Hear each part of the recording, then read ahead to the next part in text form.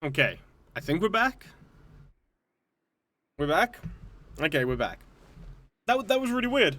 Like, OBS had to try and reconnect. I don't... Like, my internet was absolutely fine. For some reason, OBS had lost its connection to the Twitch servers. Right. So following... Oh, wow. 3 more turns until Arkan's back. So following on from that, yeah, the Madam Sorceress comes down from where they've been told not to go because she picks herbs in the morning. Basically is told there is something up there. I think that I can't remember her exact words, but she basically explains to Felix and Manfred that there seems to be some kind of, like, you know, entranceway or something there, like something guarded, but, you know, it's a little bit more creepy than what they've currently discovered. That night was when the mist kind of rolled in. Felix basically was woken by Gotrek. Gotrek saying that he smelled something, and whatever it was had been long dead. That's what you get, tic-tac-toe, you bitch. He's dead. And so, waking up in the caravan by Gotrek, Gotrek decides to go out and investigate. Felix is basically going to stay there, and then he has an image that that Kirsten's caravan could be attacked. That prompts Felix to actually go out and investigate and try to save her. He then bumps into what he believes to be a guard, only to have it turn around on him. Wait, it's per stream? You can boost again?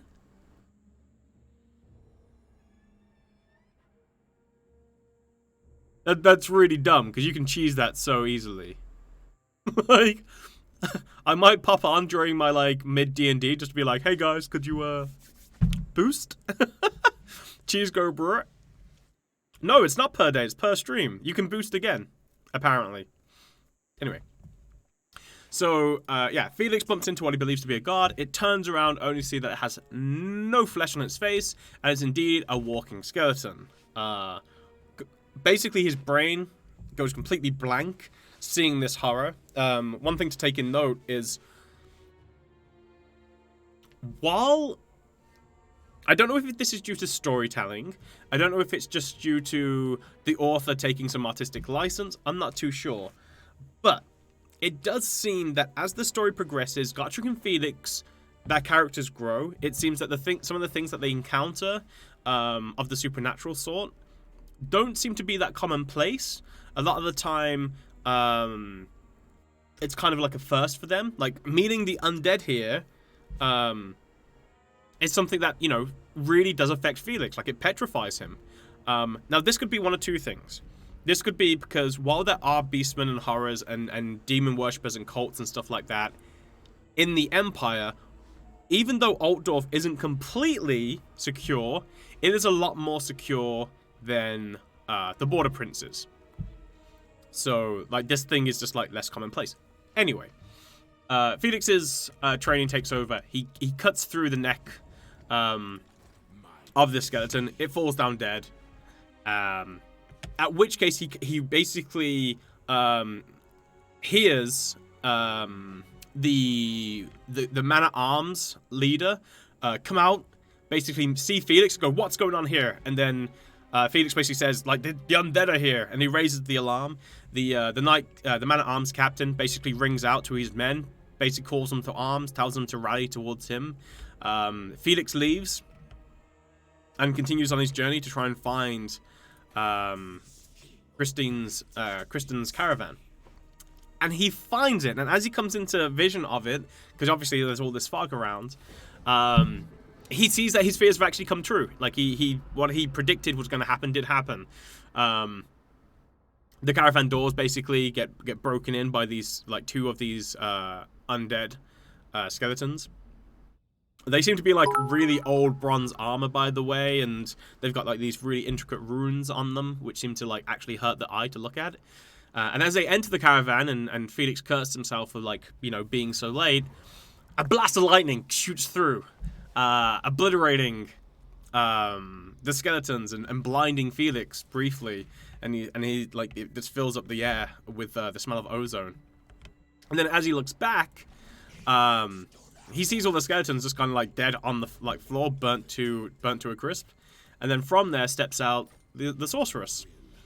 Who's kind of like a badass. 1 second. Can I get a Lich Priest? Can't get a Lich Priest. Oh, because the other one's stopping me.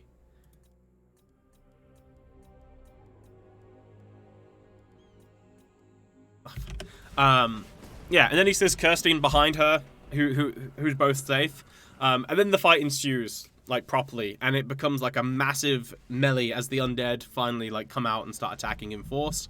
There's a point where like Felix is back to back with the man-at-arms leader, and he's fighting, and they have like a bunch of like skeletons around them. He hears Gotrek off somewhere screaming like dwarven war cries and just having like a jolly old time. And then eventually, as the night progresses, they win, or at least they manage to beat back the undead horde.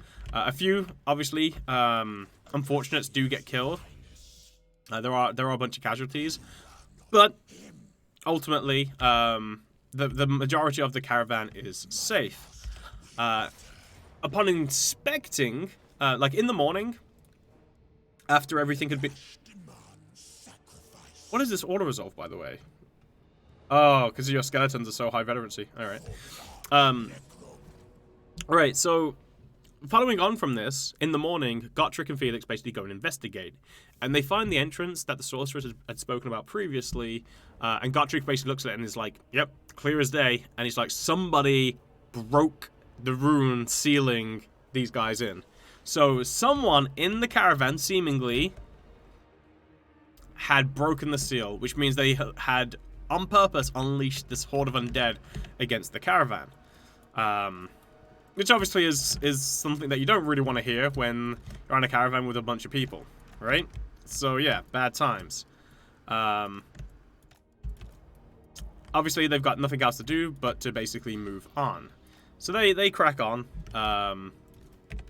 Nothing untoward seems to happen. Eventually they come to a location where there seems to be actually like a fort, or like it used to be like a fort. I'm not really stone or stuff. Like there is a fort tower, but there's also like a small village that, you know, what was at some point you could tell like there were people here who defended it, and for whatever reason they are now gone, probably destroyed, killed, whatever. They're no longer here. Anyway, at this point, Gotrek starts thinking of leaving. 1 second, sorry, Lackey. I gotta read your thing. Where is Lackey's thing? Where is it? I heard space aliens are coming with World of Warcraft. Could you please confirm or deny this rumor? Ah, I cannot, because I haven't been following any of the World of Warcraft stuff. What's the best way to support? Donation, bits, or subscribe? I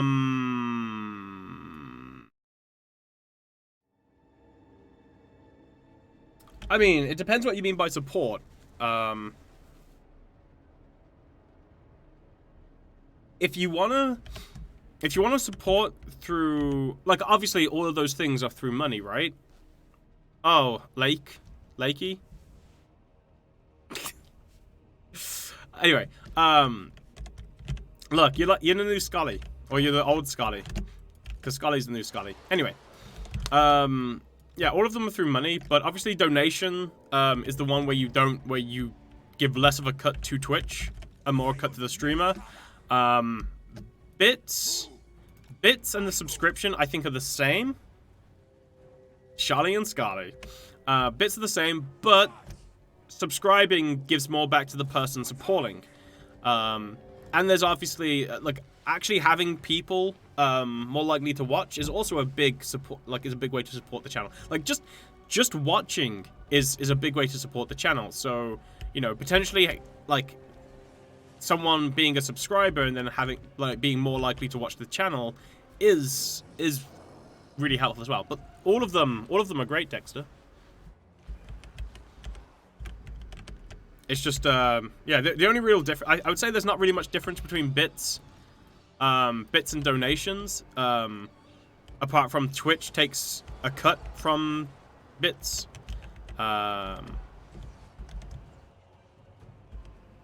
Yeah. I think that's really the only thing. Right. Okay.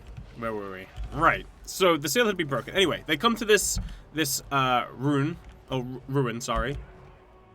And at this point, Gotrek is like, okay, let's move on. And what happens, right? What's unfortunate at this point is our good man Felix has fallen in love with Kirsten. And what he doesn't what he hasn't told Gotrek yet is he has come to the decision that he's not going with Gotrek. He's going to stay, and he's gonna live out his life at this new colony, and help them basically build and make a life for themselves. I don't know what her name is. Starts with a C. Anyway.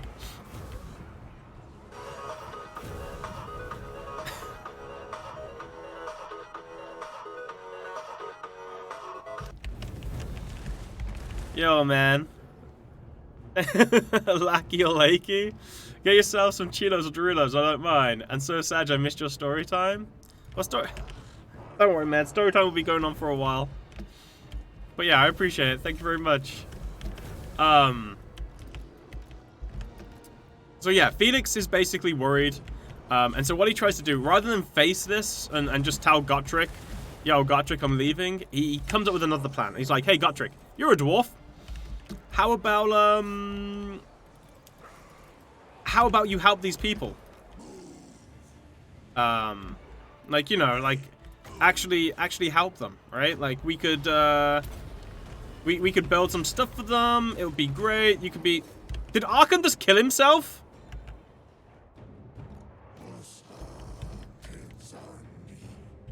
It's Kirsten. Yeah, he's like, you know, these people could be safe. Let's do it. You know, like how long? Like, you're a dwarf. You could build this. Because of this, it had been like, Gotrek was an engineer at one point. It actually makes him think about it, and he considers it for a while, and then he agrees that he will do it. Yeah, I can't believe Arkan died from that. Like, I wonder how much health he had. So they stay for a bit, and then time goes by. They finally build like a palisade. They've got like a little ditch outside the wall. They've got spikes on there. And you know they're pretty well defended. The little fort that they found that is within inside the fort. Sorry, which is inside this like little village that they've got. It's not a moat because there's no water in there. You know, it's all done, like the stonework is done on it. And they're starting to actually make a life. Felix is feeling really good. You know, he feels like he's, you know, actually watching and being a part of this community and helped it grow. But then he realizes it's time. It's time to finally tell Gotrek that he doesn't plan on staying with him. And wants to live out his new life. So what seems to have happened now is since Gotrek had made this lookout tower, he had spent a lot of his time, like basically he wasn't really sleeping a lot at this point. And then Felix knew that he was itching to move on because their entire destination was to go to Caracate Peaks. And that's where Felix found him. And so he's in this watchtower with Felix. And Felix is building up the, you know, like he's trying to push himself to get the motivation and the courage really to tell Gotrek, yo, I'm not coming with you.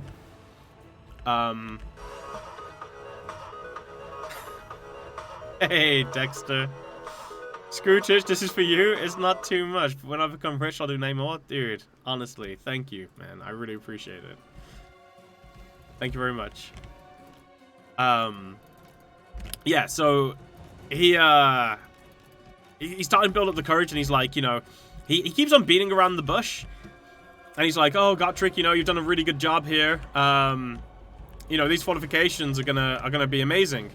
And then Gotrek's like, well, we're about to find out, and he points outside, And Felix is like, what is he talking about? And in the distance, there is a dark form of goblin wolf riders who are coming to attack. At which point, Gotrek rings the alarm and calls everyone to battle. So, shit's about to go down. On the first day, it basically, like, they're just basically skirmishing outside. The wolf riders are constantly firing burning arrows into the little settlement. The villagers, women and children, are all trying to basically put out the fires. Like, they've got like a little chain, because Gotrek had developed a well and a well system where they could, you know, just in case of this eventuality, use it in order to you know, try and put out the fires that the wolf riders are making. Felix is up in the watchtower, and he's basically trying to shoot arrows back. So he's got like this crossbow bolt, and he's reloading it, peeping over, shooting, going down. There's one point where he jumps over, or sorry, he goes to shoot, and then the jaws of one of the direwolves like comes up and just snips just near his face. Almost gets him, but then he falls back down, reloads his crossbow, and then shoots the wolf, and it dies, and the little goblin falls off and then skitters away. And then while he's watching this going on, I think Gotrek is basically just going like along the wall, like just, you know, because no one's really climbing up at this point, so Gotrek hasn't really got much to do. And then the sorceress comes up, and she rocks up, and she's like, "Oh yeah, enough of this shit." And basically just calls forth a bunch of lightning, which just strikes down and breaks a lot of the greenskins. Unfortunately, though, there's a goblin shaman in the distance on a wolf, and he conjures some kind of like red magic and then hits the sorceress with it. Gotrek catches her before she falls down and hurts herself, and then it turns out she's in kind of some like battle of wills with the goblin shaman. Freaking Arkan dying. So that goes on for a bit. The day finally ends. No, it's a goblin shaman. I'm pretty sure. We could double check. Let's double check. Is it a goblin or is it an orc? Where is it?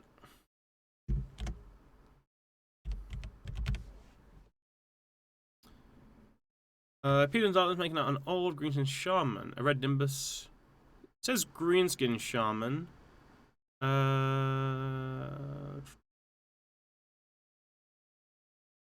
great mountain on a great wolf was the shaman. Around his head, capped a halo of red light. Flanking the shaman were 6 mighty orcs.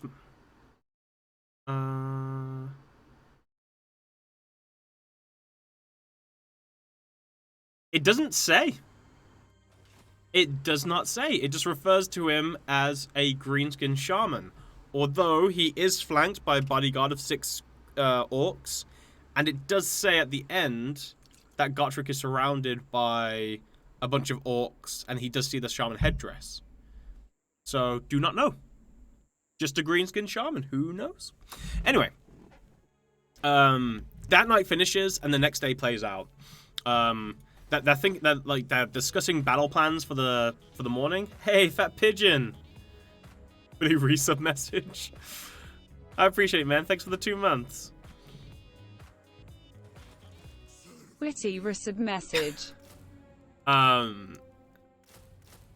So yeah, they basically are drawing up battle plans for the next one, and they're like, as long as the sorceress can continue doing her lightning, we should be able to hold this, right? We got this. It shouldn't be a problem.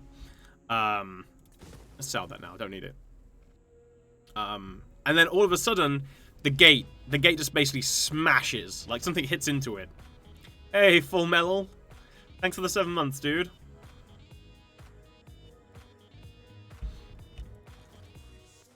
Alright. Let's get this guy. Probably moving back now.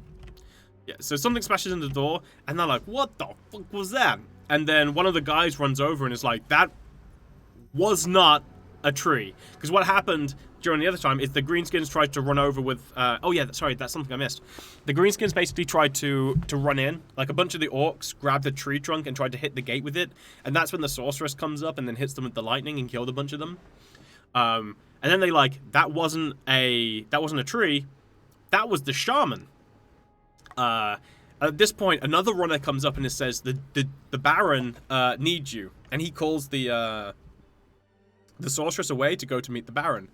And then Kirsten basically follows. At this point, they're preparing the defenses and stuff like that. And it doesn't really say much. Like, it's kind of weird how it's running, but it doesn't say how long passes. But eventually they're like, whoa, the sorceress should have been back by now. Like, what's going on? And basically Gotrek is like, Felix, you go. One of these other guards, I think his name is Hef, is like, yeah, I'll come with you. And Gotrek's like, oh no, I know Felix will come back. You are staying with me. And it's like, if they break through that gate, they're gonna get through. They're gonna have to get through us. So Hef stays with Gotrek, and Felix goes, right. And then as Felix enters into the keep, he's like, this is weird. Like, there's no, like, what's going on? It's like, no one's here. And then he sees the struggle. And then he opens up the door into the inner keep, and that's when he finds the sorceress's body. She got stabbed in the chest multiple times, and she was dead. He then sees another person who was trying to open up the door, and see that she's got stab wounds in her, and he turns her over and believes she's, and thinks she's going to be fine, but it's Kirsten, and then blood's dribbling from her mouth, and he realizes that she's going to die soon. And then, yeah, he starts tearing up, and she's like, she basically tells him that she loves him, and then he says, don't leave me, and she dies. And so Felix is just there, just like, what the hell? Now, because of this, Felix suspects what happened. Because there was this guy who basically says that the family was cursed.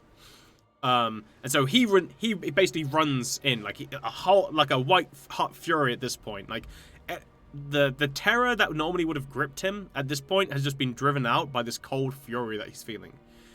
So he runs in, he sees the man-at-arms captain dead. It looks like someone was waiting for him to come through the door and, like, basically brained him in the side of the head. So he does, like, a little rough tumble in to make sure that no one attacks him from the side. He sees the Duke in bed with a dagger in his chest, I think. Dead. And then in a chair watching him is Manfred.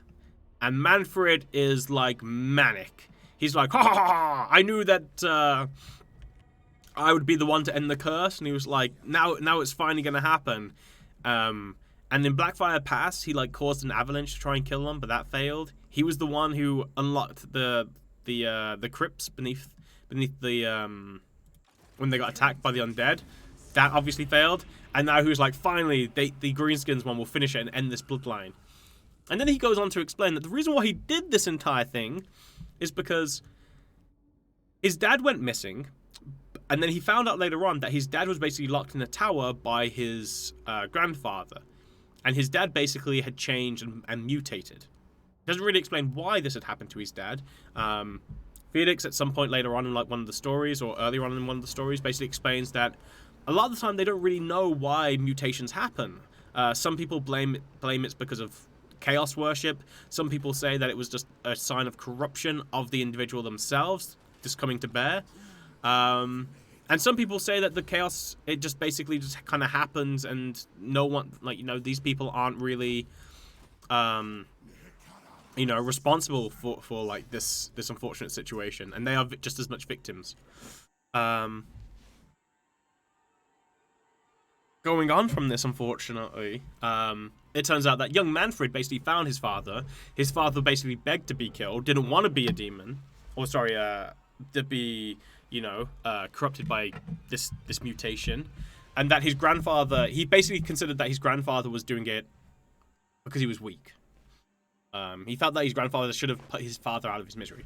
So he kills his father, and then basically was just convinced to try and end the line. Now, the guy's like, Felix describes him as like, when he sees this kid, it's like looking at this kid, like something is using his face, and what he's like, what Felix is seeing is something else, Like, it's not the guy that he knew.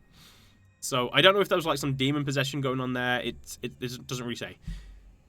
Obviously, a fight ensues. It seems that Felix is going to... Well, Felix is having like a really rough time of it. But luckily... Yeah, but luckily, just as it basically is going to get to the point where Felix is going to lose, Felix does some crazy, cool trickery. Basically stamped on the guy's foot, kicks him in the side, and then before he can recover, just takes him in the throat and cuts his throat. And then basically just starts killing him. just straight up kills the guy. Nurna got gifted a sub by Dexter. Thank you, Dexter. He dies. And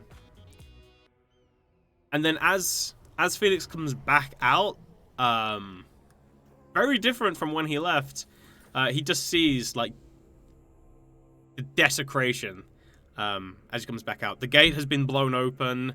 Gotrek is just there in a mound of green-skinned corpses. The bodyguards are dead around him. That's when he sees the Green-skinned shaman's headdress there. And then Gotrek is basically just, like, leaning on his axe. And then he turns to face Felix and he says, "Where were you, manling? You missed the battle." And then he realizes that Gotrek's one of his eyes has been torn from its socket.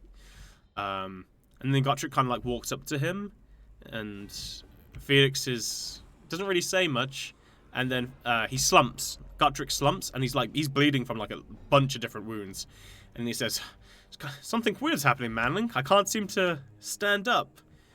And that's when the story ends. From there, they basically leave. I'm not sure really what. I think part of the survivors basically leave and they go back to Akendorf, hoping now that because they don't really have like the full strength of men at arms that they once had, that they will actually be taken in. And then once they're recovered and they're about to set off, Gotrek's like, "Right, to Carrick 8 Peaks we go. We've got a troll to kill," because their entire journey to come this way was to go to Carrick 8 Peaks and face this big monstrous troll and gain the lost hoard of Carrick 8 Peaks. Hi. At which Felix responds with, actually, let me get it because it's pretty interesting. Oh yeah, so Gotrek is like, "There's trolls in the mountain, manling. I can smell them." And Felix replies with, "Let us go and get them." And he and Gotrek explain luck, and then Gotrek responds with, "We'll make a Trollslayer out of you yet, manling." And that's kind of like the turning point for like Felix. Like he was fully in love at that point, and to have that snatched from him, like just it was the beginning of a change in our young Felix. To be honest. So yeah, it was a really sad story. It really sucked. I remember reading it for the first time and being like, "Damn, that was really crappy." Wait, it was my sweat. H for Gotrek's eye? Mm-hmm.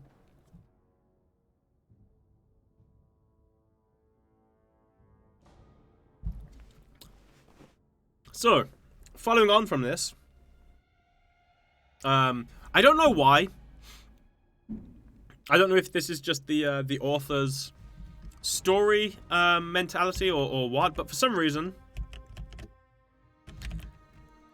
now I'm going by the CA map, but obviously CA map, we don't know if that's 100%, but for some reason I think they either find themselves in these mountains here or they're in these mountains. I'm not sure why, but they find themselves in the mountains heading towards, actually, isn't Carrick 8 Peaks here? Yeah. At some point, they find themselves in the mountain range. So it's a pretty long journey, right? Like, Akendorf's here, and at some point, and they head down all the way here. Because we do know that they're in the Border Princes, when they like set up and leave off, and then at some point, so like that here, it takes a really long time for them to get here, and then the story starts like at some point here towards Carrick 8 Peaks, right? Like there's a massive difference in distance.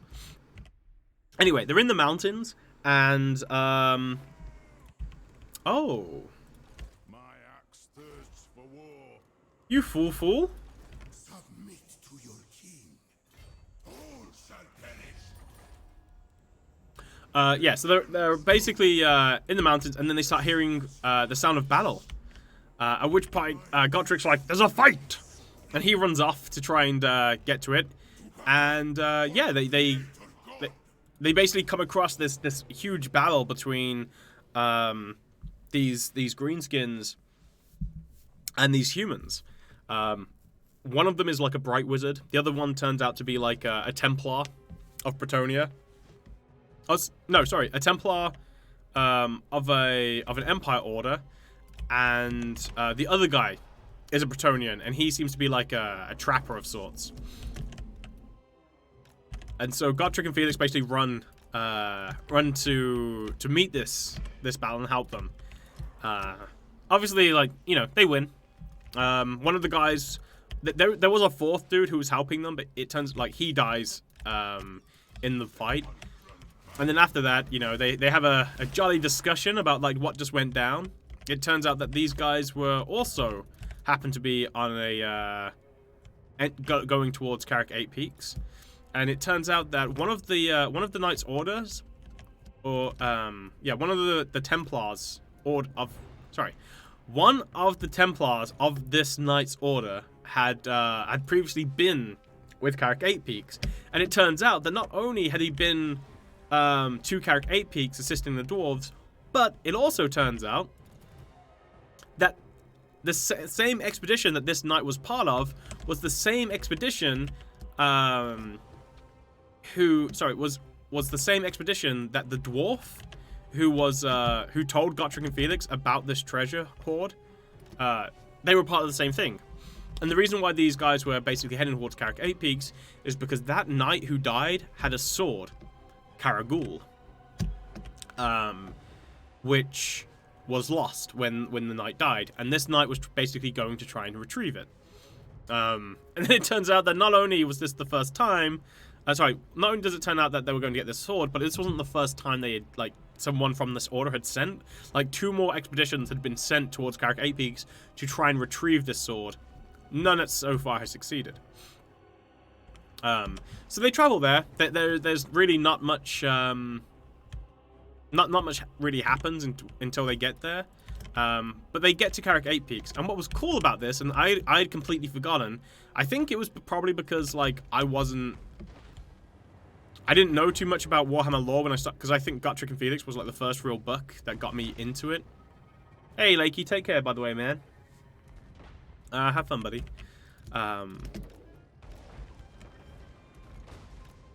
Stupid bolt thrower.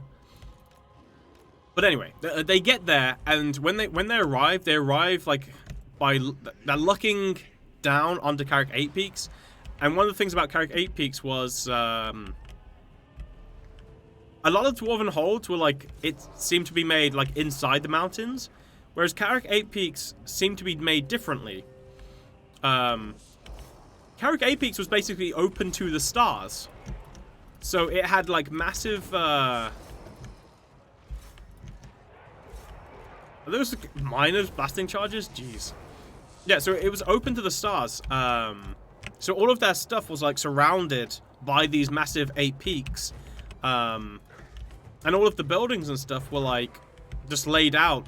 Like they weren't underneath the mountain or anything. Like it was actually above.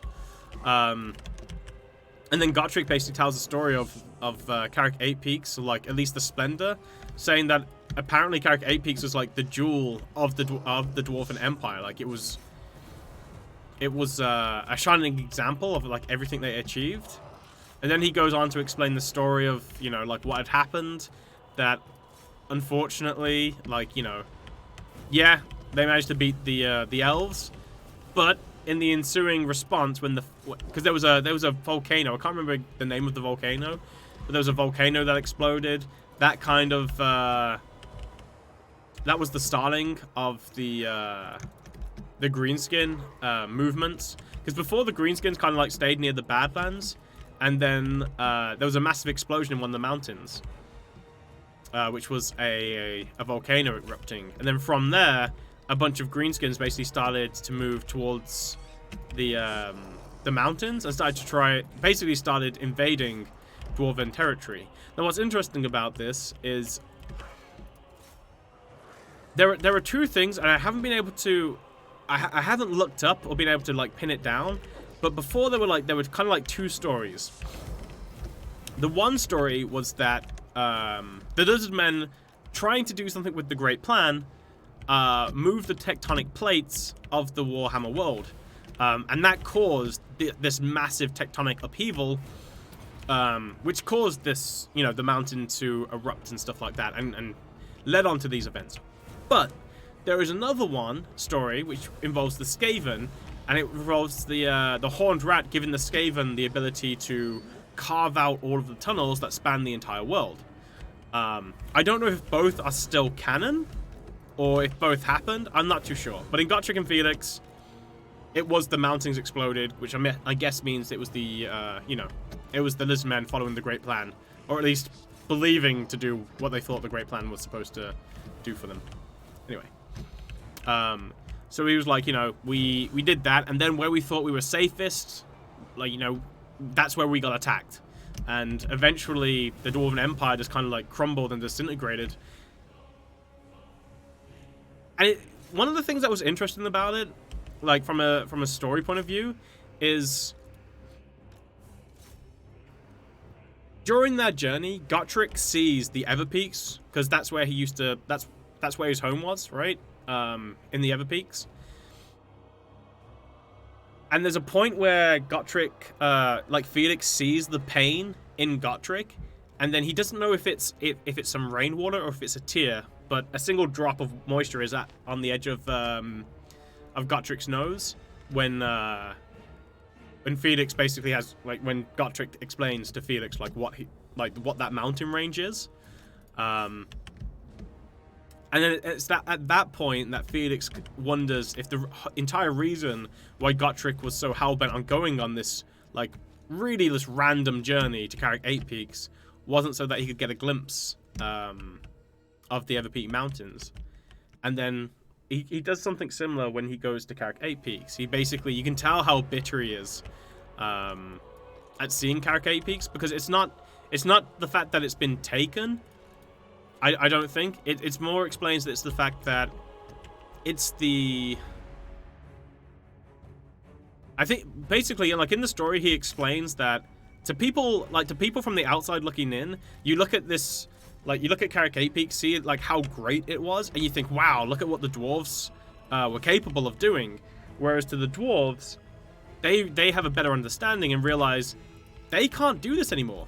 Like, they would be incapable of reproducing the wonders that they made from Carrick 8 Peaks. Like, they see it as a bitter loss, and basically just a constant kind of reminder of just how much they've fallen as a species.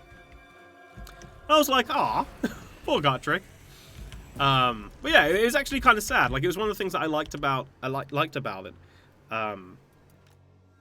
And it's just the difference between, because constantly, like, through the story, because all of the story is told from Felix's point of view, which is why, you know, I have to talk a lot about Felix while talking about Gotrek, because all of this is from Gotrek writing the stories of Gotrek. But one of the things that's, like, constantly interesting is the things that Felix notes that where he can't understand, like, a dwarf's mentality. Like, there are things where he's just like, with humans, or at least with Felix, he's like, our memories fade.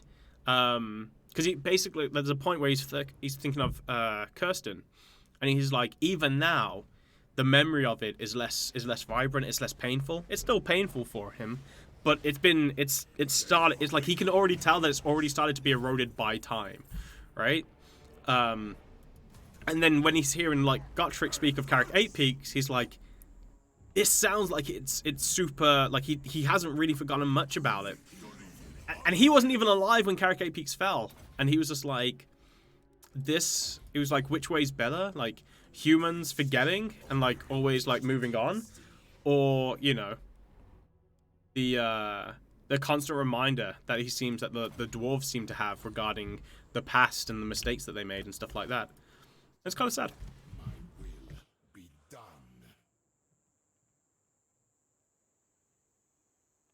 Hey, Haiku, how's it going, man? I alone shall restore. I want to be able to force normal speed in battles with channel points. Alright, let's move so we can see the city on the next turn. I really want to take out the dwarves.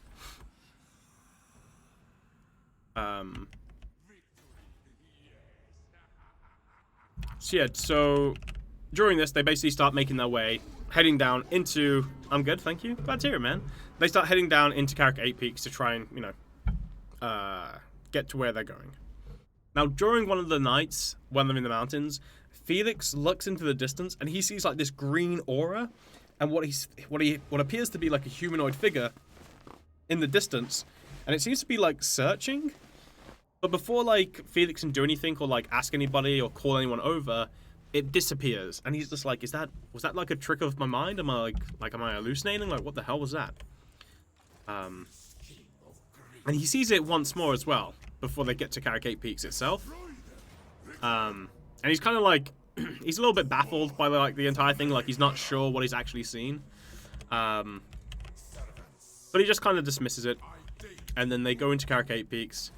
And then as they get there, the gates seem to be wedged open, and they realize, like once they arrive, they realize just how much of Carrick 8 Peaks has seemingly, what seemed to be, like, from a distance, like a massive great city.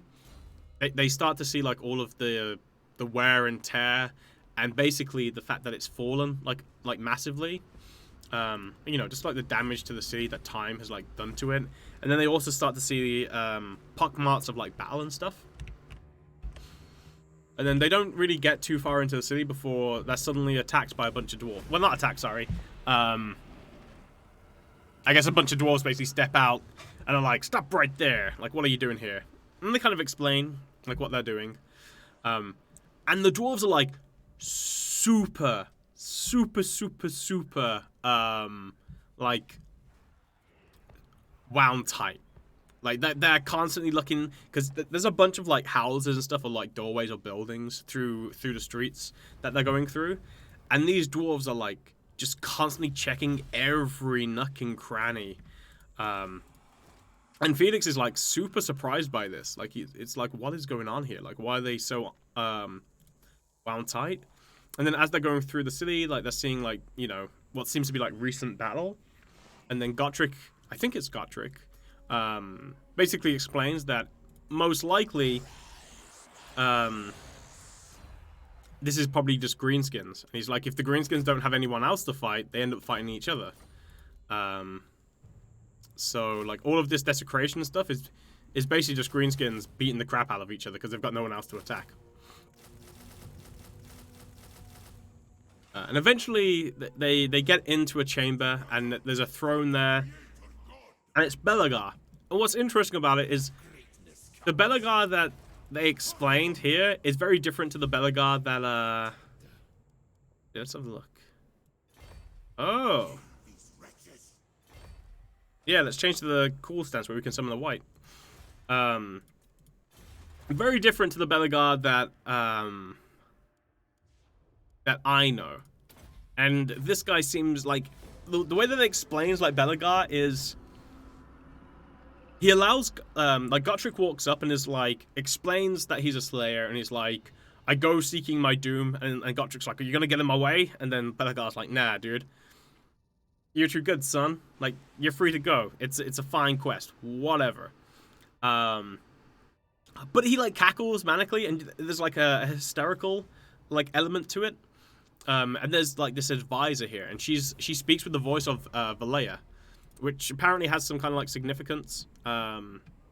Felix doesn't really understand, like, what that means, but yeah. And then the Templar who's with them also is like, yo, I'm here. I'm trying to get my sword back. We good? And they're like, yeah, don't worry about it, bro. Good luck to you. And it's kind of, like, weird. Like, Felix gets the sense that they're missing something. And then later on, the Valea lady comes back, and it's like, yo, yeah, so there are some like really, really crazy things going on here. And it basically explains the story of like what happened. And now I'm trying to remember exactly what did go down. So essentially they arrived at Carrick 8 Peaks with like 500 people. Now, when they first got there, they had pretty good success. They managed to wipe out the upper levels. They grabbed a bunch of territory. Things were going pretty well. And then they hit a snag. And I can't remember exactly what the snag was. I don't know if it's I think they either came into confrontation with like the undead. Wait, what? Wait. Yeah, I think they came into confrontation with like the undead or something. And it was like from there, their luck basically just went downhill, like massively went downhill. And because of what was going on, a bunch of the... Wait, I only got one summon white? That's bullshit. Because of like this, a bunch of the dwarves that came with them started to leave. And eventually, like, there was like, now there's only like 100 dwarves left in Carrick 8 Peaks. Like, the rest have either died or they've just like never returned. Oh, yeah, that was it, sorry. So, Faragrim, who was this like engineer dude, he went down on one expedition to try and find some of the lost holds. And the reason why they were doing this was because if they managed to find one of the lost holds and and that's so slow. The rumor of the treasure basically got out. So many people far and wide would basically flock to Carrick 8 Peaks to try and get, you know, a part of the treasure. And then at this point, Felix is feeling kind of guilty because he's like, yeah, well, that's kind of the reason why me and Gotrek came. So it was like, yikes. Anyway, it turns that something happened. He went on one of his expeditions, came back, and left. And then after that, like, what the hell was that? That was interesting. I've never seen that before. Yeah, he basically came in, left after the expedition, and they were like, we don't know what happened. Like, we don't know what happened with that expedition. We don't know why he came in and then just left. But ever since then, like, there was just, like, one disaster after another. And then from those disasters, people basically started leaving, and the expedition kind of halted. So they get ready to continue their journey, like, in the morning afterwards, and then they get the priestess of Valleya basically shows them like where they're gonna go. She gives Gotrek a map, which is like a map of dwarven engineers that no one else can read apart from a dwarven engineer, because the other guys look at it and they're like, what the hell is this? Like, this is the weirdest map I've ever seen. Are they gonna break this? No. Oh, they might break this one. This tower might actually go down. Thanks.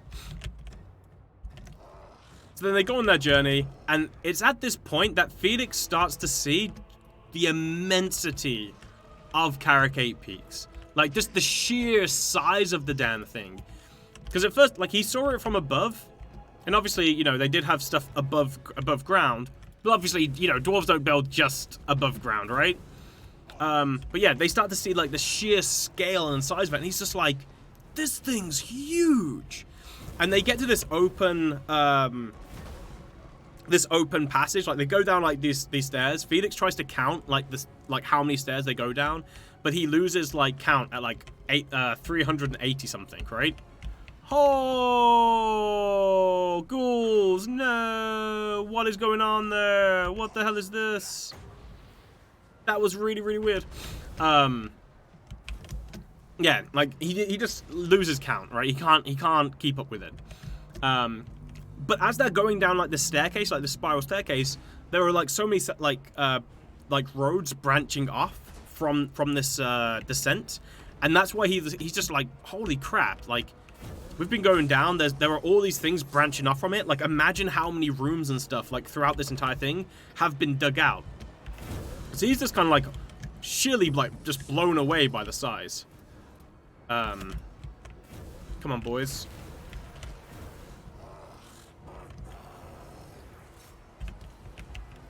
And then, like, as you get there, so it's like, imagine like this massive spiral structure going down, and apparently there are like massive windows at the top or something like that, and there's like daylight shooting down at the bottom, and it lights up at the very bottom of this this structure or tower, this huge like area, and Felix is just like, holy crap, like the sheer size of it. At which point, like, Gotrek is a little bit, like, he's impressed, but there's like a deep sorrow to Gotrek at this point. And Gotrek basically explains, he's like, yeah, it's something like,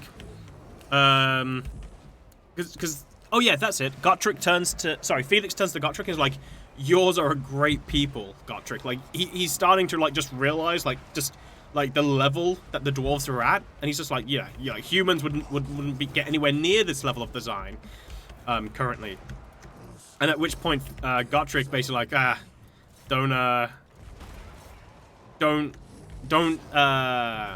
something like, we don't deserve that praise, manling, because just like the knowledge to do this has been long lost to us. It's like there's not enough stonemasons left in the world now to be able to produce this feat. Like we just couldn't do it anymore. And it's at that point, like Felix basically looks at Gotrek and he's like, he sees Gotrek like standing a little taller, a little prouder, and he's like, this is like Gotrek in his element. So for as sad as he looks, he was like, this is like, he gets a glimpse of like what Gotrek would be, if he wasn't a Slayer. And once more, he kind of like thinks back to like what shame could have brought Gotrek, like, you know. So, not low, but to be so, like, sad and somber. And it's something that, like, he dwells on for a little bit. And then, oh, shit. Hi. Crap. I don't know why I left those units back there. But yeah, after that, they carry on that on their journey. And so, while they're going on like this descent and trying to find that place, they basically Gotrek starts feeling like the walls, and he hears like this tapping, and like Felix hears this too, and he's like, oh, this is greenskin tapping, and it's basically like a way for the greenskins to be able to communicate, and it's like they know we're here. And so they feel like they're being... It feels like they're being herded in, like, some kind of direction. 1 second. Let's get these people up on this wall. And then they come to, like, this crossroads. It's... The way that it's explained is kind of weird, and I can't really picture how it is. But essentially, they're in these tunnels. They've got a pathway that they've just walked down. And they're hearing footsteps through this passageway. And then they come towards this other passageway beneath them, where there's like a bunch, there's basically a bunch of goblins, and then leading these goblins is this big ogre. And they're just like, oh, okay. And so Gotrek and the Templar basically just charge in, just like balls to the wall, just go straight in, don't even worry about it, to attack. But what's interesting is the other ones, like the other greenskins above them, they're not really, they choose not to attack, or they're not really coming at them. And there's a banner holder who has like this fermented human head on his banner stuck on the pike, and they're just kind of watching. Also, I'm being ripped apart right now by these.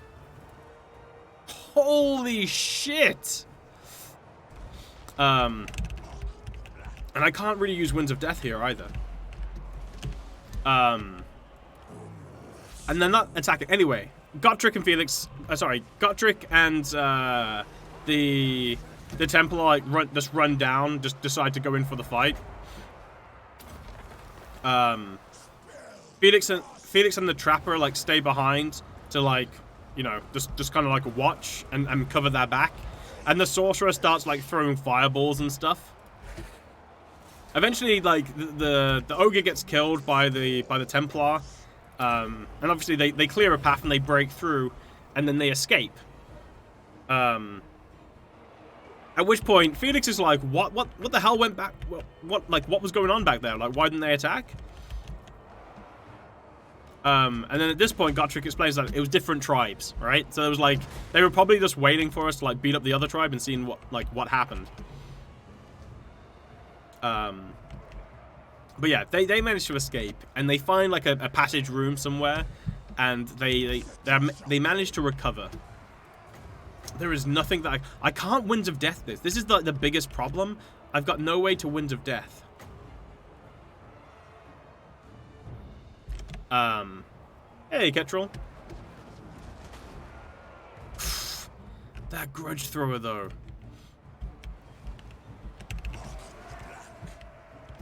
Honestly, I can't get through this passage. There's these hammerers here.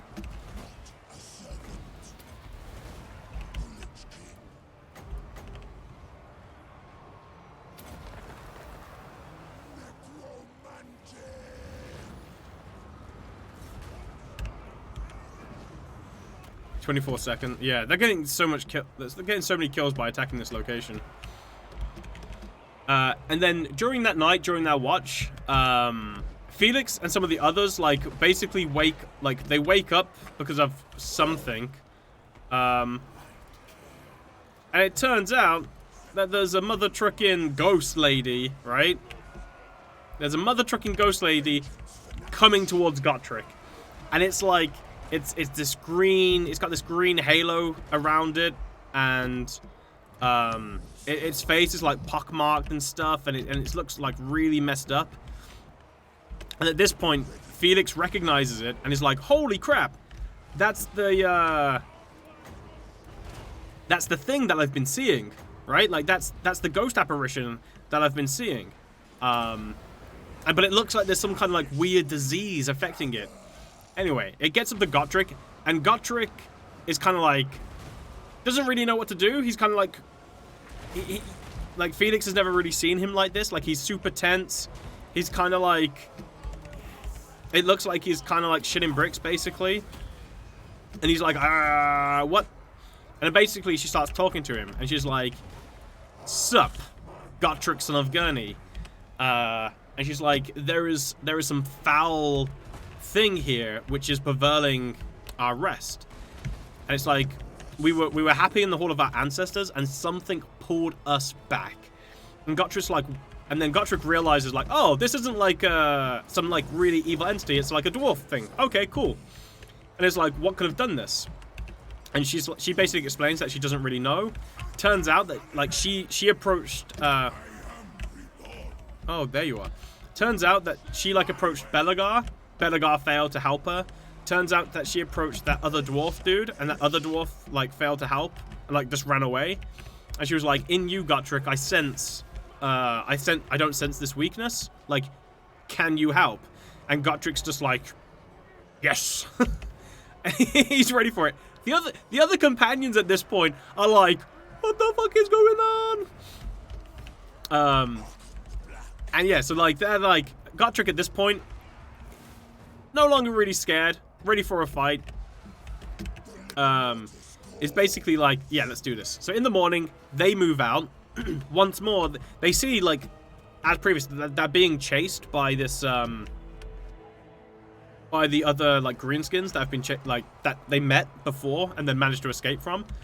And then they realize like they get surrounded and they're like, crap, we've got into a trap. But as they think they've like got into a trap and they're going to be attacked, the other greenskins basically stop, back off, and leave. Where is your Brian Blessed voice? This was before Brian Blessed had it. And they're like, wait, like what's going on? And then from inside they hear like this huge roar, right? And they're like, oh, yeah, don't worry about it. Like, Gotrek's like, don't worry about it, Manling. Like, these tunnels can sometimes amplify it. I'm sure that whatever made that noise is, like, miles away. And and Felix is like, okay. And then he's like, and then there's a roar again. And Felix is like, holy crap! And Gotrek tells him once again to shut up. And then as soon as they enter this other room where they're like trying to run away from like this, you know, the followers that they've got on them, they run into this room and there's this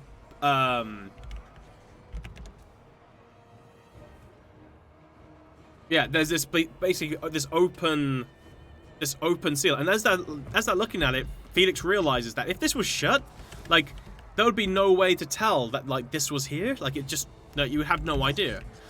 And then as the pursuers get there, this is when it is. Like, they start backing off, and they're a little bit confused. And then inside this room, there's a whole heap of treasure. And then they see, like, a bunch of sarcophagi in this room. And then they realize that this must have been the vault that has been that has been like opened up. And then they realize that that's like because Gotrek's like, how is this open? Like what's going on here? Like why is the like, you know, why is this thing open to like anyone to find it? And at that point, Gotrek is like, oh, it was that shitty little dwarf. The greedy little git must have opened up the vault and then seen like seen this big troll or something, and yeah, then must have like done one and run away. So they're like, oh, what a little shit. Anyway, in the middle of that treasure, seemingly on the top, is a sword. At which point, the Templar's like, Caragul! Runs into this place, goes to grab. By the way, I'm pretty sure I'm not winning this. Goes into the place, runs to grab it, the sword, and is like, I've got it! And then Felix is thinking, wait, if this part of the story is true, what about the other part?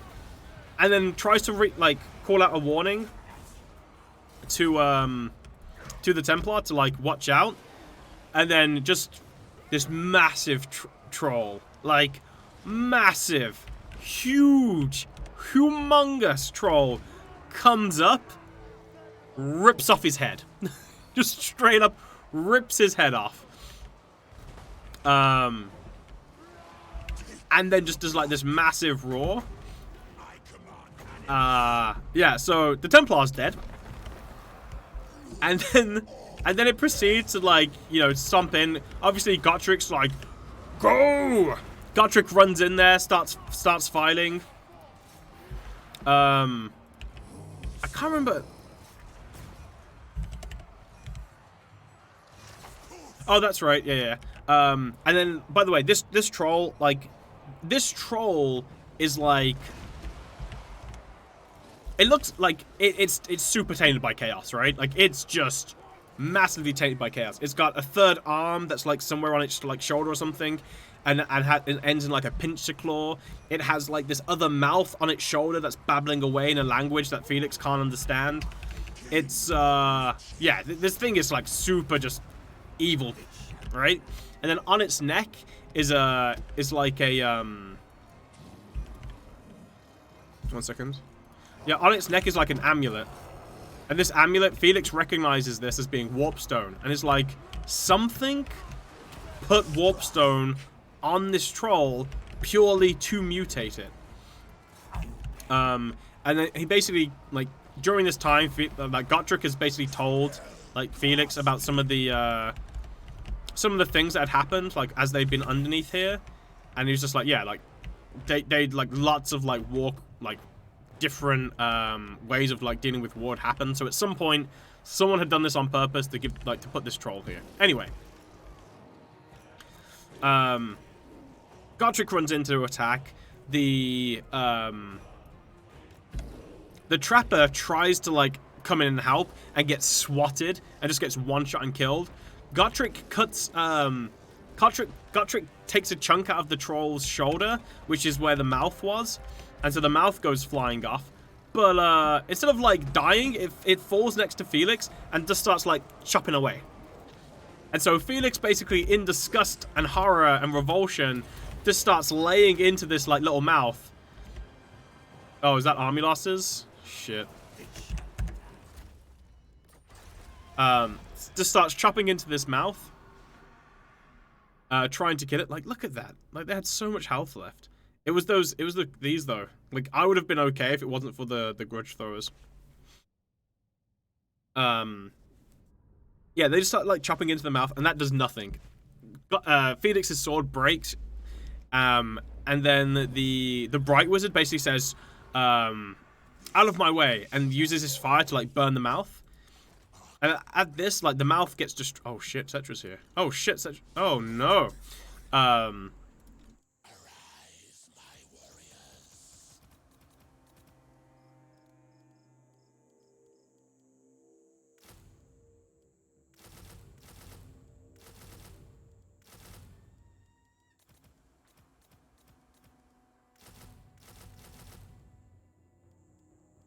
Okay. Yeah, he burns it, and it dies, and it doesn't regenerate or come back. It's just straight up dead. You know the worst part about this? I can't get Arkham back. That's the worst part about this. I can't get Arkham back to protect the castle. Now, sensing that there's something that can actually hurt him, because Gotrek's like chopping away into this troll, and it's just healing up, like just no problem, just straight up like healing, like easy. So he's like chopping away at this thing, and it's just doing nothing. And then sensing like there's something that can actually hurt him, the troll basically just jumps up, grabs the Bright Wizard. Gotrek attacks it, it roars in pain, and just chops him in half with its pinch arm. And Felix is like, holy shit. At this point, the Bright Wizard basically was trying to cast a spell. But that failed, but it catches him on fire. And he's just like burning rapidly. At which point, Felix is like, holy crap. But then realizes, wait a minute. You're burning like way too much for this to be like normal. Like, what is going on here? Why are you getting burned up so much? I wonder if I can. I'm gonna try and like have this guy retreat, and then yeah, have this guy retreat and see if Cetra will like follow him or some shit. I don't know. Because I can't block, can I? No. It is impossible. Yeah, so he's like, oh the crap. But then he has an idea, and he's like, wait, it must have been the oil. Oh, no, he didn't. Yeah, it must have been the oil that's causing him to burn. So, Felix is like, I've got an idea. And Felix is fighting off the troll just by himself. And Gotrek's like, whatever you gotta do, manling, you better do it quick. And then he basically gets all the oil, throws it at the troll, and it's just drenching this troll in, like, oil. And then gets his final lantern and throws at the troll, and the troll like starts burning. And at this point, his regeneration stops happening, and Gotrek just starts laying into this beast, like just beating the absolute crap out of it as best he can. And eventually, he's able to overcome it, chops off its head, and it dies. At which point, they have a little celebration of, yay, shit, we did it. For a child? Kind of. Right, that's going to be tough. Yeah, at which point they're like, yes! You know, we managed to do it. Also, all region belonging to you will be hit by standard cause attrition to foreign air. Will this cause attrition to Cetra, or is he immune to desert attrition? Cool, you're immune. No big deal. Cool, critical failure. No big deal. Yeah. So at this point, like, you know, they're tired, exhausted. Their entire companions have all been killed, and they're like, oh shit.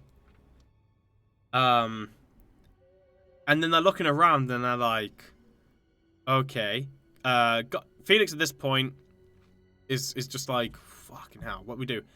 And then they start hearing it, the noise, and it turns out that the greenskins now, somehow, don't really know how, but they recognize that the troll must have been killed. And now they're like, let's get this loot, lads. So they all start coming, at which point Gotrek and Felix are like, oh, shit. Felix basically doesn't have a sword at this point because it broke while he was trying to chop at the mouth. So Felix basically just grabs grabs the sword, Karagul, which is the sword that he talks about. So if you've played Total War Warhammer and you've had Felix, at some point he will say Karagul, and that's the sword he's referring to.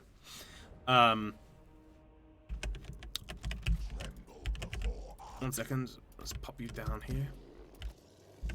Yeah, so he grabs that sword, and they're just basically waiting for the greenskins to come to them. And as the greenskins are like rocking up, they're like, shit, we're dead. Like, there's too many. Like, Gotrek's just like, yeah, there's too many of them. And so, how long does this last? Cool. Oh, it only affects one unit? That's stupid. So as they're getting ready for like that last stand, this green glow just comes up behind them, and then they see all of these dwarves that are left behind, like that were like these ghostly apparitions, and they're like, "You think we're gonna let you desecrate our sarcophagus now?" And there's a change on them now, because what happened is the reason that they saw the greenskins were coming is Gotrek basically picked up the amulet that the troll had around its neck with Felix's broken sword, went outside, and like I said, there's spinning staircases that go down, and he chucked it down one of them. So now, unhindered by this this taint, that overcast, yeah, they come out in full force and just wash over the greenskins, and then where they cut at them, they don't. There's no physical damage, but the greenskins just die. Realizing that this is not a fight that they want to have, the greenskins just basically run. Gotrek and Felix are just watching this like, holy crap, what is going on? And then the apparition that met Gotrek during the night comes back to Gotrek and is like, thank you. Like, we can now rest in peace and return to our ancestors. And she looks very queenly. She's healed up, and Gotrek basically blesses kind of like Gotrek, and he takes it, and then they disappear. But no, sorry, they all coalesce together, and then normally they gave like a green light, but that green light basically changes to like gold, and then they have to cover their eyes because it like gets really, really bright, and they can't see, and then they just kind of like disappear, and they go off back to the hall of their ancestors, it's assumed. And then yeah, Felix looks around, and Gotrek just like, come on, man, and let's go. And he's like, you're not gonna take any of this? And Gotrek's just like, nah. And they just leave it, and then they leave. Gotrek reseals the vault, and then that's the end of their adventure in Carrick 8 Peaks. Which was interesting, because it's just like, technically, right? Here's the thing. The reason why Carrick 8 Peaks doesn't get reclaimed and brought back to the dwarves, technically, is Gotrek's fault. Because the whole point, right? Like, the whole reason Belagar isn't able to get the funding required to actually get the dwarves necessary for him to be able to reclaim Carrick 8 Peaks is because he never finds the lost hoard of Carrick 8 Peaks, so he never finds the money to be able to pay back all the debt that he's got and get enough funding.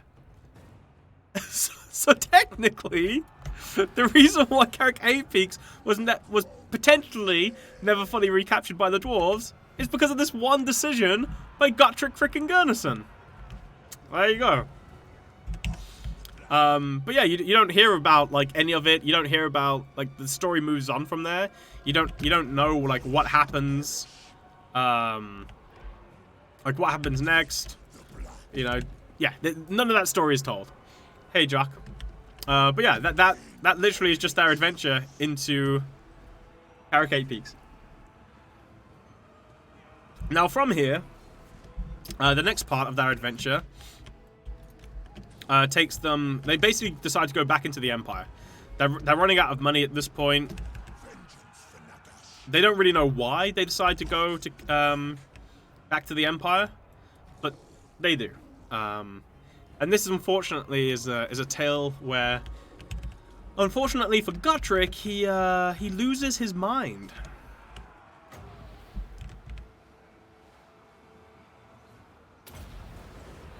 I think this is worth it, kind of.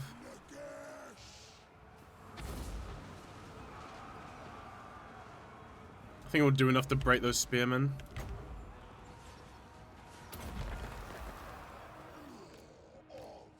I'm very worried about those yeomen.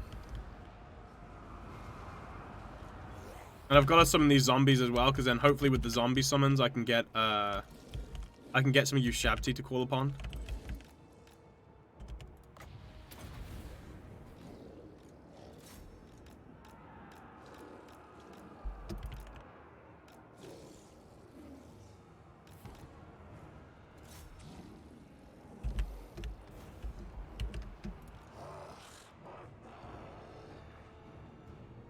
Damn, I was hoping to break it before these guys got to me.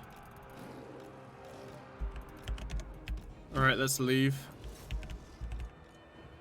Alright, we got the heal. Shit, I need 8 winds of magic. Alright, you chase after those guys. Get them. Luckily, the zombies are still there, but right now, Arkan's in trouble. 2 winds of magic. Shit. 2 winds of magic is going to take forever. Oh, and I'm being attacked by the Lord. Not good. No, I need you to attack this horse.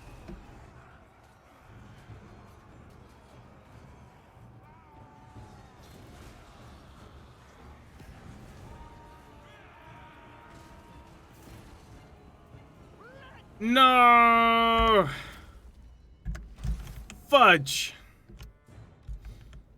By the way, I realized that I messed up with this fight. I was supposed to change stance so I could summon a White King, and I forgot to do it. If I had summoned a White King, I would have been fine.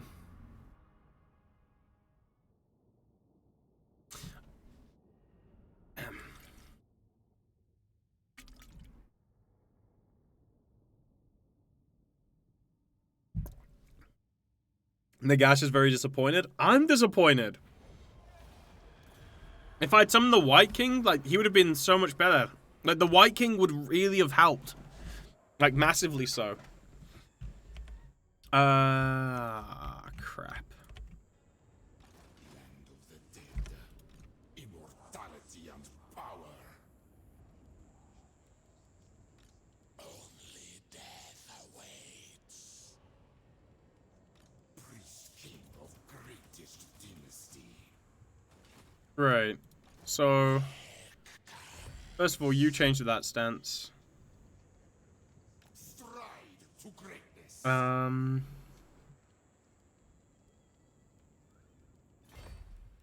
Okay, you change to this stance as well.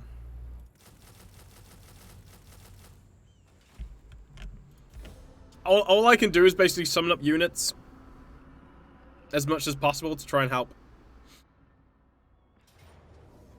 Oh man, he attacked? I didn't expect him to attack so quickly.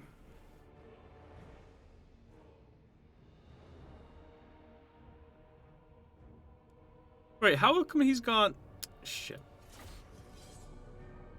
Okay. I don't know if I can win these. Like, he's got a Kemrian War Sphinx. He's also on a Kemrian War Sphinx or a Necro Sphinx as well. And he's got the 2 Tomb Guard.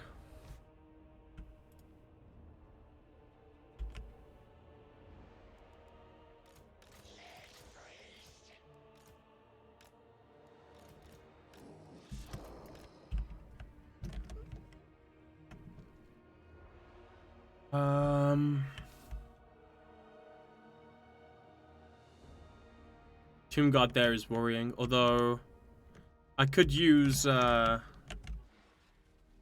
Ushabti to kill off the Tomb Guard.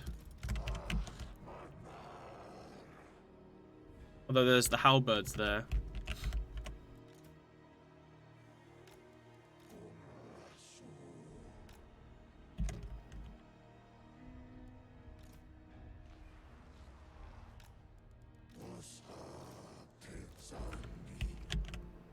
Okay.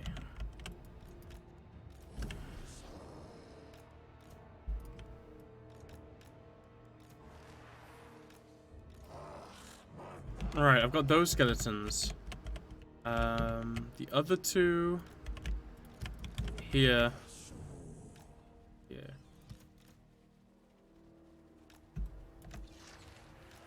And then if I use you and the ghouls to try and hold that, And then, yeah, hopefully to kill those Tomb Guard, mainly with the archer units.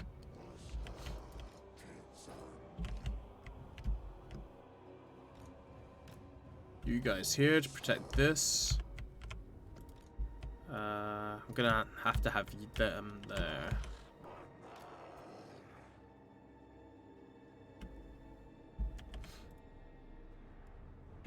Let's see.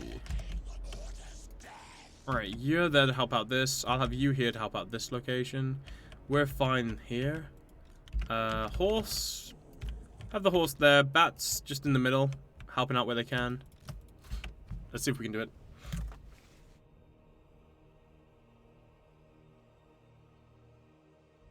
If we lose here, do we play Tic Tac next? I love to see an elite skink army. Skinks are cute. As if we'll lose.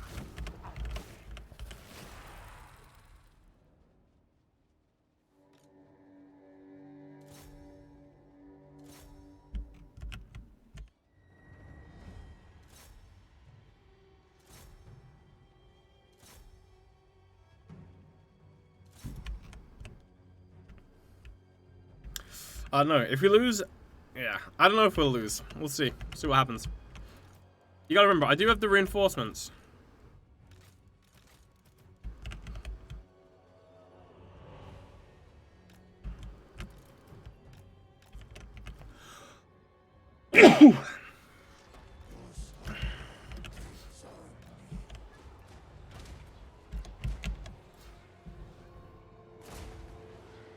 Oh, wow. We're actually doing, we're not doing a bad job. There's like a little explosion on these arrows, which is doing really well.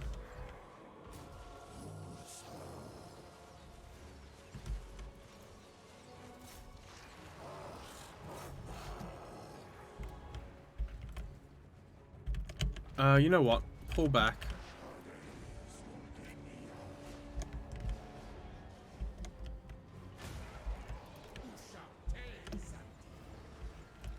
Gonna try and kill that Necro Sphinx. Might actually destroy this. Got it.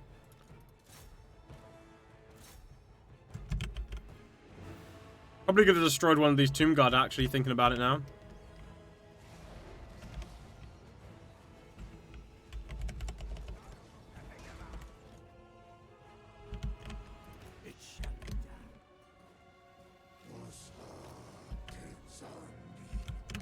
Is it a campaign with mods? Yeah, it's still Faith.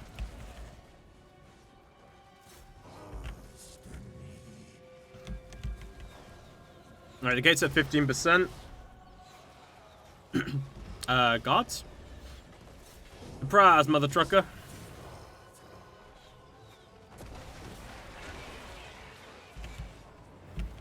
Alright, we'll try and pincushion that guy down to kill him. Oh, you're a Lich Priest. Thanks. Okay, so the biggest threat to my Ushabti is the halberds. So I'll try and shoot them down. Have you tried Still Faith, Casket of Souls? Yeah.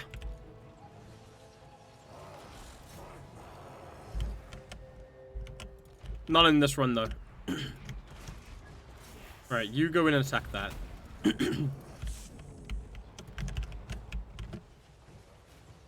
Alright, that Necro Sphinx is probably going to die. I'm pretty sure of it. I do not want these halberds breaking open this. Alright, those are the Tomb Guard. I'm pretty happy to send the Ushabti down to attack them. Also sending the ghouls just to apply a poison to them. And then use these Ushabti to get around the back and attack in the flank.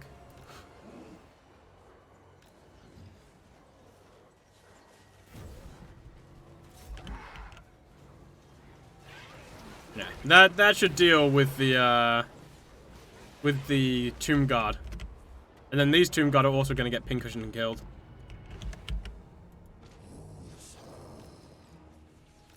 Oh, and we've killed the War Sphinx. Nice. His catapults are getting absolutely decimated.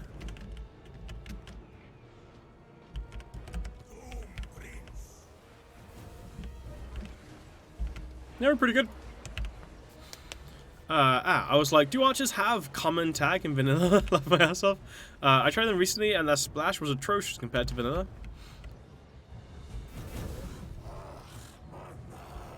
Yeah, they're very much a spray and pray unit.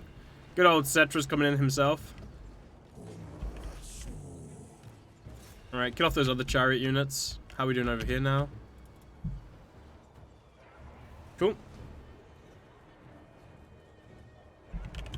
That's the end of those Tomb Guard.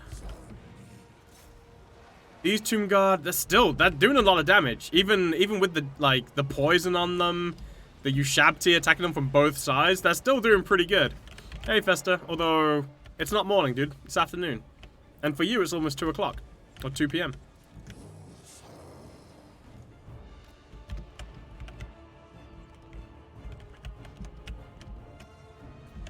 Oh, this is easy.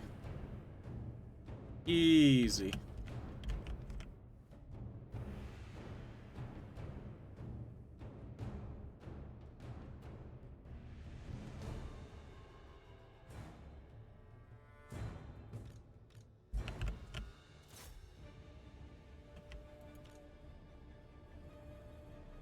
Right, we should be able to destroy those Ushabti. Yeah, they're disintegrating now, so those Ushabti are gone. Even though they managed to break through the gate. Yeah. Cetra perished.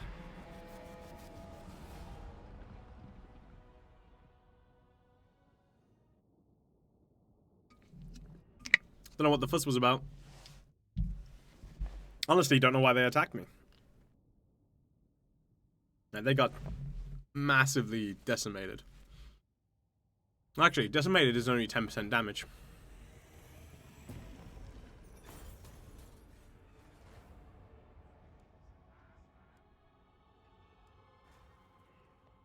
So, defeat Cetra the Imperishable.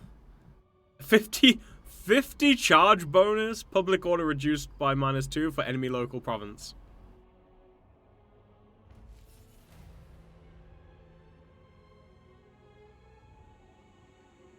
Address me as your highness.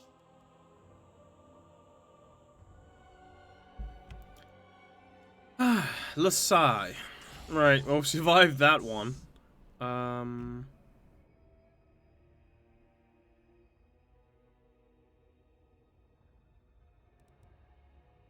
This is an interesting tech, like... This is so interesting, the tree that they've given them. He's got law of life, law of death. And then he's got law of shadow.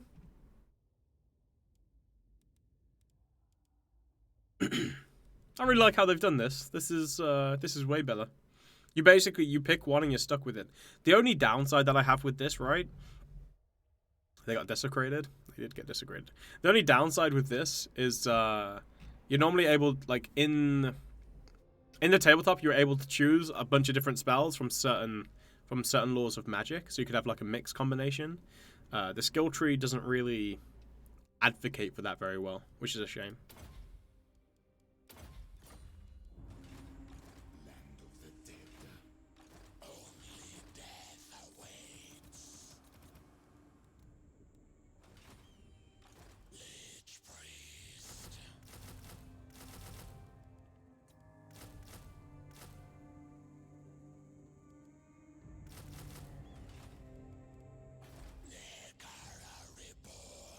Alright. See what happens with these dwarves. The dwarves are going to be so tough to break. Eternally loyal. Servants. Really tough to break. Devourers of dead flesh sounds nice. I do that too.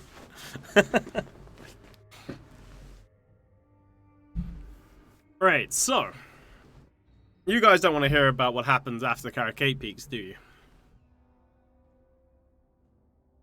I should probably save that till, you know, like later on or something.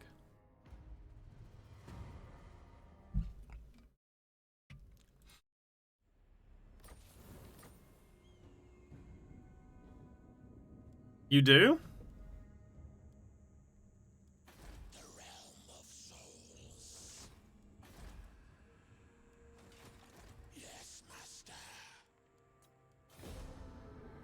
Ahoy! Hey, toothless shark. How's it going there? Alright, so... It's funny that Arkan got loads of spammy vampire units to balance out the Tomb King spammy units. I'll take every little lore dribble I can get. Any chance of Ogre Kingdoms appearing in Total War Warhammer 3? It's basically guaranteed. The reason why we say guaranteed is because CA basically said that they wanted to see... CA basically wanted... when CA decided to like do it, they said, we will be... we were doing... Like, we want to make every major army book... Sorry, every major faction that had an army book, like a recent one, like an 8th edition, we want to put into Total War Warhammer. Ogres have one, so... Ogres and Demons of Chaos are the last two missing books. I think Chaos Dwarves had a 7th edition, which is missing. And then that's it.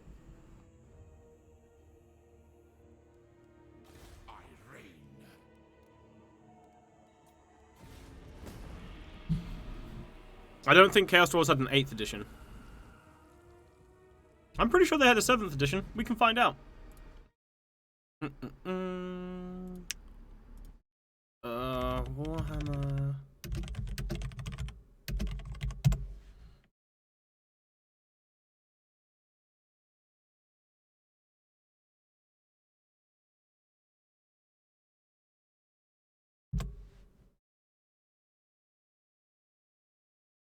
Boop.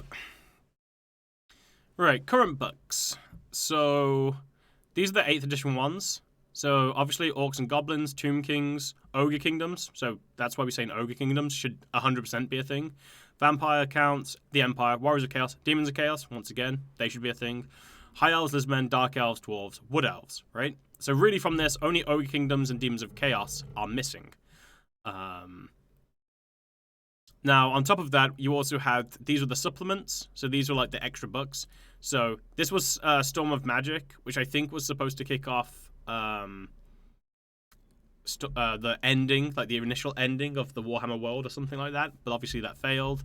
And then this is where the End Times Army books came out in 2014 to 2015, which is where they eventually ended the world.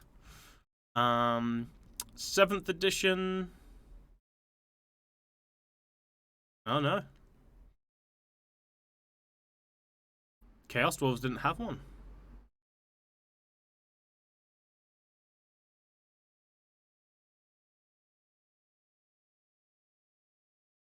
Wait.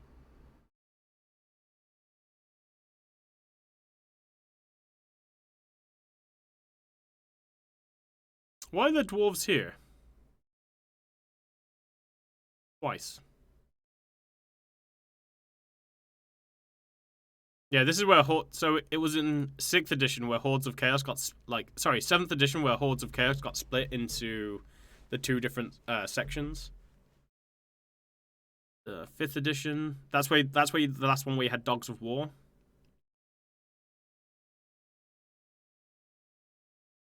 Oh yeah. 4th edition was the last time you had the Chaos Dwarves. Then discontinued. Oh.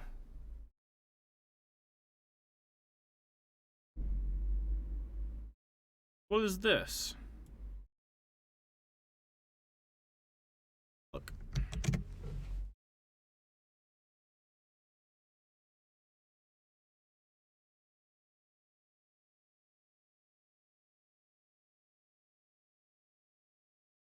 Is a campaign book that describes the rise and fall of the character in his final... That was released in 2011?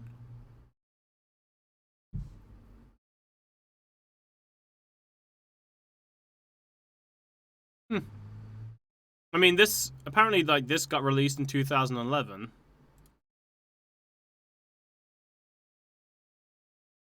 And I think... Yeah, that's when... Interesting. That's when the 8th edition came out. But I don't know if that was an army book though, or if it was just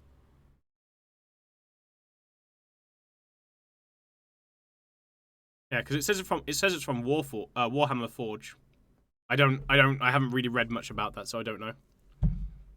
Yeah, interesting.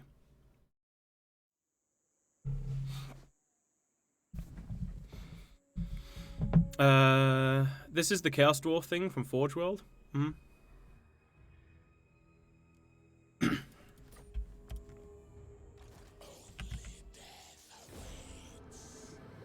So they obviously got something at the same time of 8th edition, but it seemed to be separate from like the main army books. So there was something there. Anyway, but we do think it would be really odd for them to not do Chaos Dwarves, especially with the fact that they've got the Darklands in now. The Babylonian style. Mm-hmm. They got really cool hats. It's gotta be said.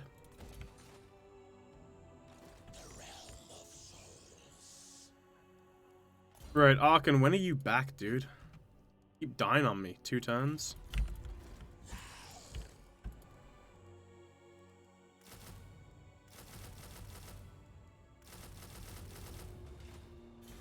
Alright, research-wise, let's grab this.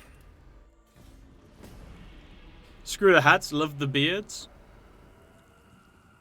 So we can't request campaigns anymore? I mean, I could do Master of the Month. I don't know.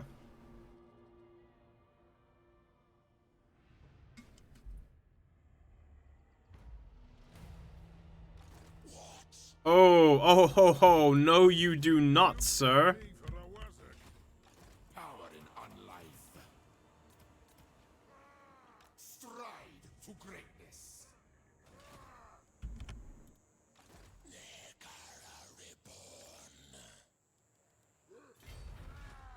Find my harem.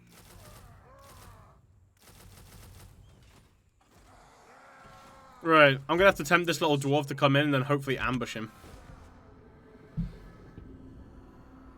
Because I kind of want to see you do, Grost with his new stuff, or Corpse Carts. Oh, Gorst, you mean.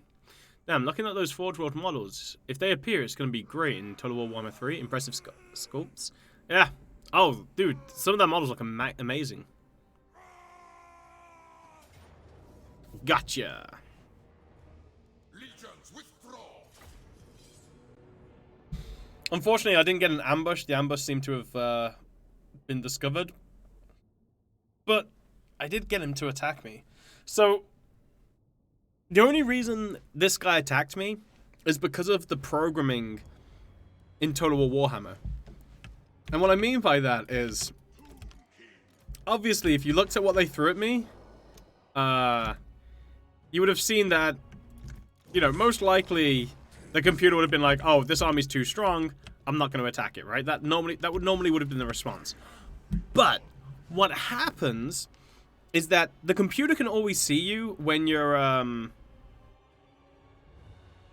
like when you are in the ambush stance. Like, the computer can always see you, right? Like, it knows where you are. Like, there's no... It's not like you're in the ambush stance and the computer's like, where did he go? Like, it can still see you. But it's programmed not to take you into consideration. Or the army that's in the ambush stance, it's designed to just kind of, like, ignore it.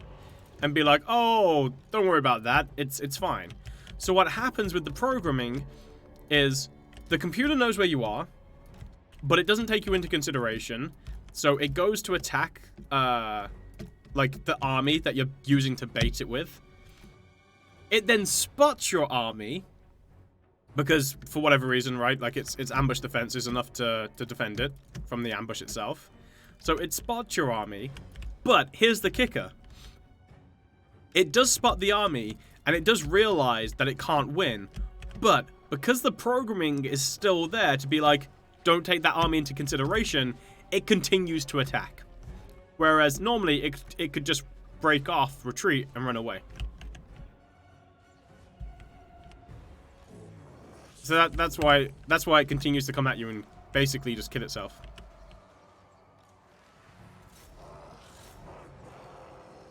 Because it's told to ignore you.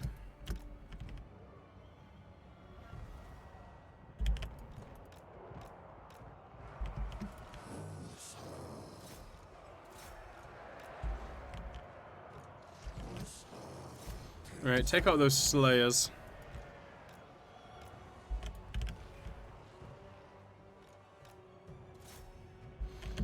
Alright, we can take out those bolt throwers.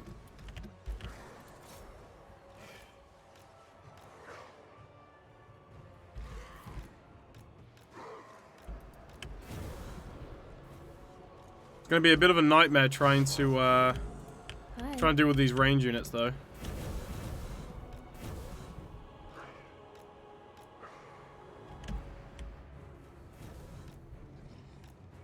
Right, let's move into this position. Man, those bolt throwers. I do like that the defenders of the bolt thrower don't give it up easy. Like in Total War Warhammer, if you send like a bunch of dogs into an artillery unit, the regiment on the artillery unit just kind of dies like super quick.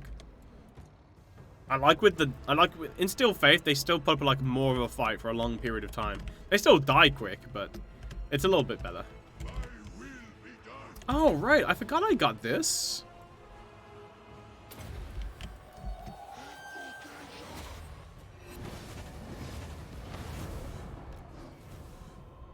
Okay. Right, so. Gotrek and Felix.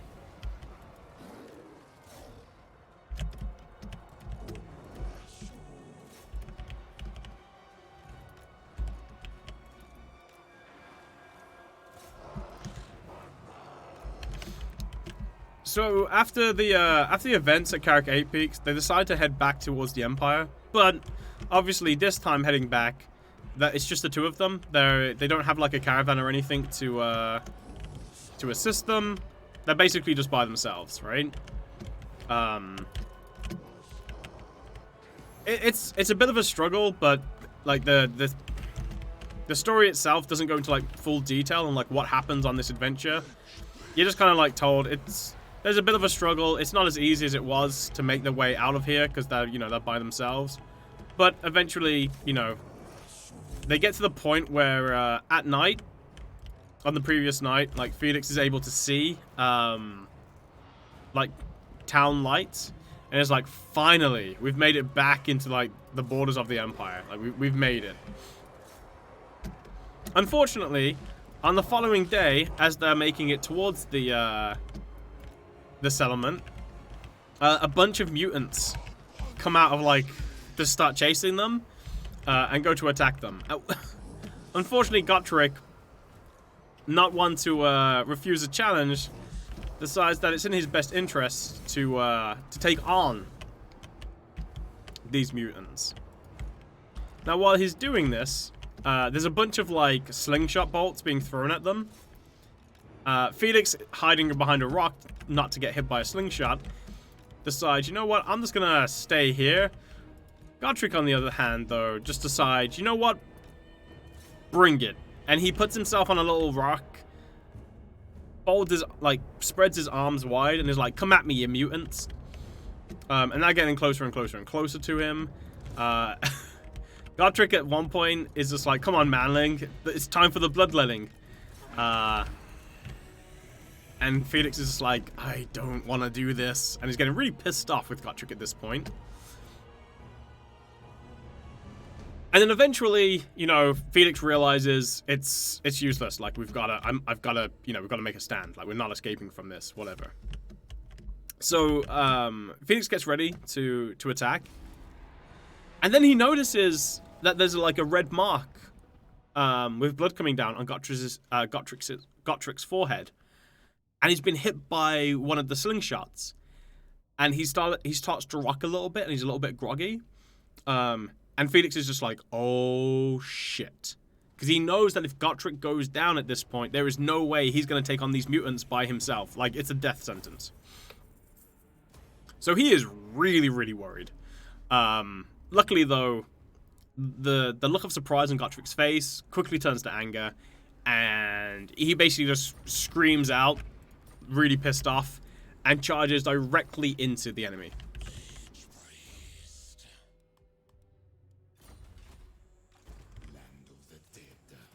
I'll take that. Which catches these mutants a little bit like off guard. And they basically just start slaughtering these mutants, like just destroying them. Felix is really pissed off at this point. Gotrek is really pissed off at this point. Like, they kill them. They like, the other mutants like run away at this point. They're like, holy crap, and they run off to try and escape. Seeing that they're retreating, Gotrek, like the ones that are around him, Gotrek just starts butchering the bodies. Felix, also feeling really pissed off, starts butchering the bodies. And then there's a certain point where Felix starts like looking at the destruction that he's caused and just throws up. like he just straight up throws up, and he's just like, holy crap, like, what have I done?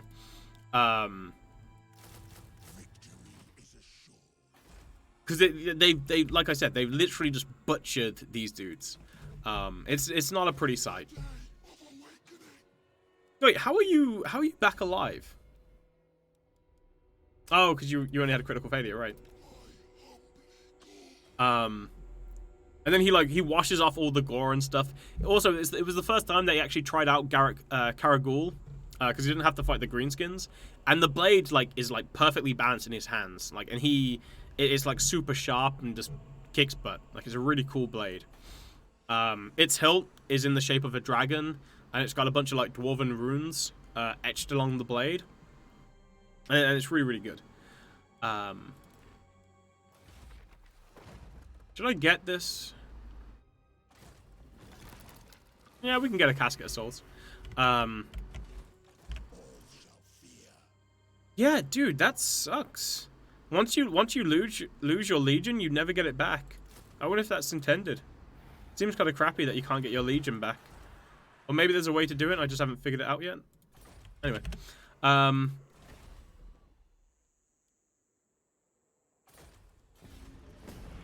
So they do that, and then afterwards, Felix looks at it, and although he was kind of sickened by it, he doesn't it doesn't really faze him that much afterwards. Like, obviously it was a gross thing, but he recognizes that he's changed, like massively changed. And the fact that he doesn't like killing people hasn't really seemed that problem. It wasn't the killing of it, it was the butchery afterwards. But he doesn't know like when he started to change, but he recognizes it in himself. And he doesn't know if it's when he lost like his true, like the first woman he ever really loved. You know, back in the oh shit. They've just got upgraded. But yeah, he recognizes like just the change in himself. Alright, let's see. Give me those, give me those.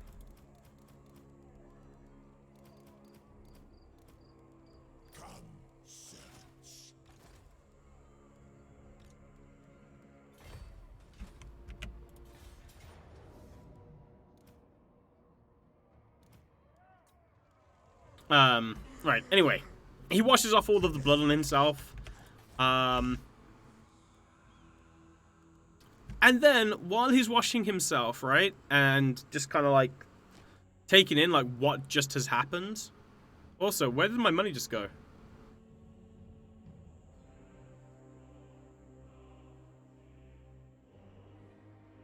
Wait, what did I just spend all my money on?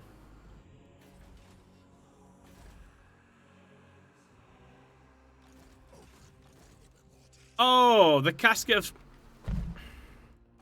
Whoops. Are those like chaos spawn mutants or some minor mutants? What, the ones who fight them? I mean, all mutants are chaos. So the story behind the mutants is mutation just happens, right? Like in the Empire, like it just happens. They don't know why it happens. There can be a bunch of reasons. One, I think there is a story afterwards that basically Warpstone. So the North and South Pole, right, where the Chaos Portals are, spew out magic, right? It just spews out magic, which is chaos. Warpstone is chaos in its purest, raw, solid form. That's all it is. There is no connection between chaos and the Chaos Gods. The Chaos Gods cannot act through Warpstone. It is just a separate. It's not completely separate, but it is the raw stuff of chaos, and the Chaos Gods are separate from that, in a sense. So it still has corrupting, like, it still has the corrupting properties of chaos, but it's not aligned with one of the Chaos Gods, and the Chaos Gods cannot influence things through it. What it can do, though, is, like, Warpstone will obviously corrupt, and it is through that corruption that it can then weaken the resolve or the intent of an individual, which then can lead to them worshipping one of the 4 Chaos Gods. But in and of itself, it's just a thing. It's just a natural thing that corrupts you. Anyway. Chaos... What the frick was that? Anyway,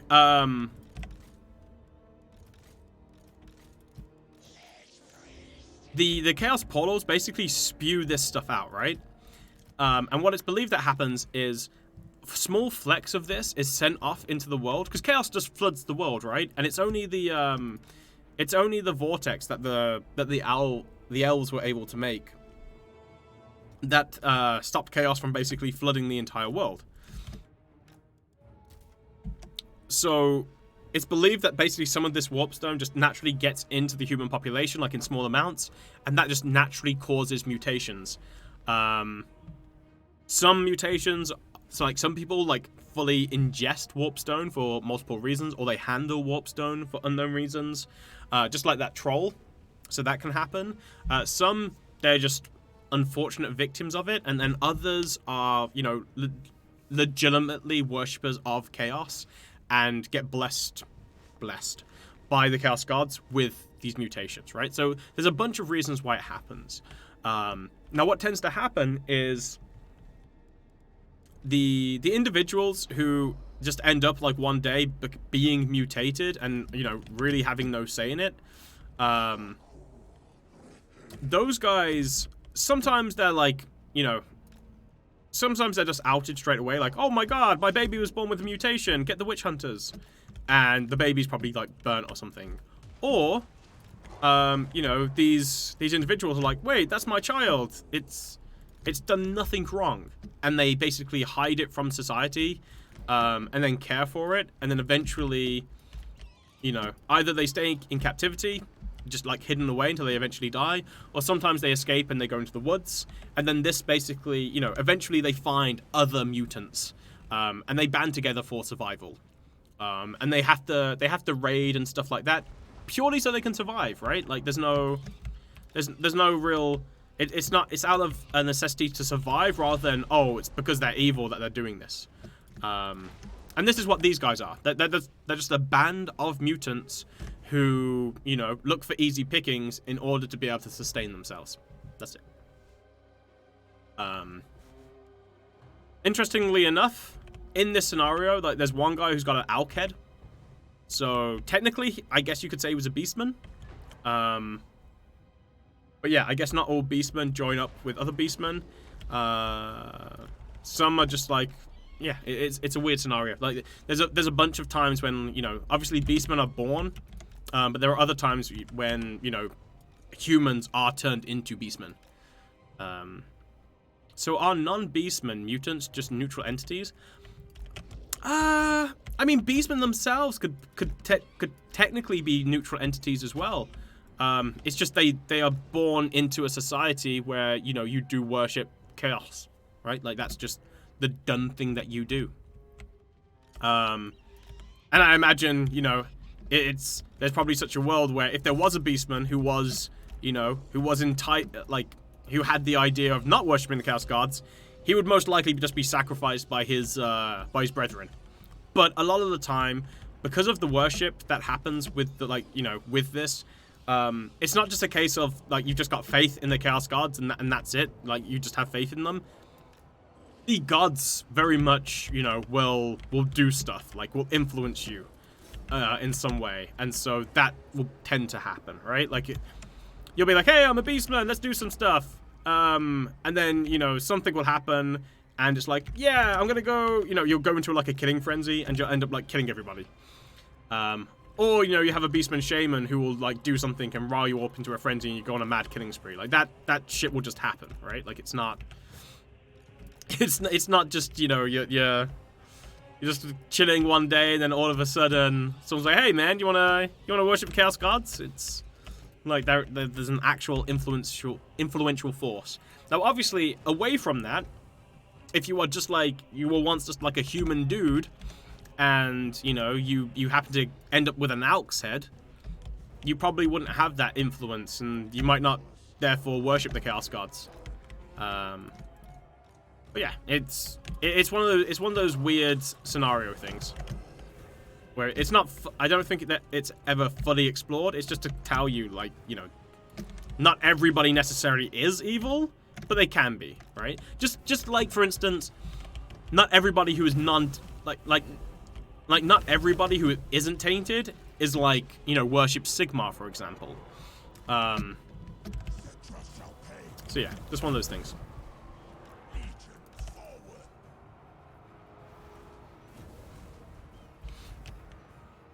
But there is definitely a difference between those beastmen who are like born as beastmen and the beastmen who are like potentially turned into beastmen. But it depends on the mutation, also depends on the writer and a bunch of other things. So, like these mutants, right?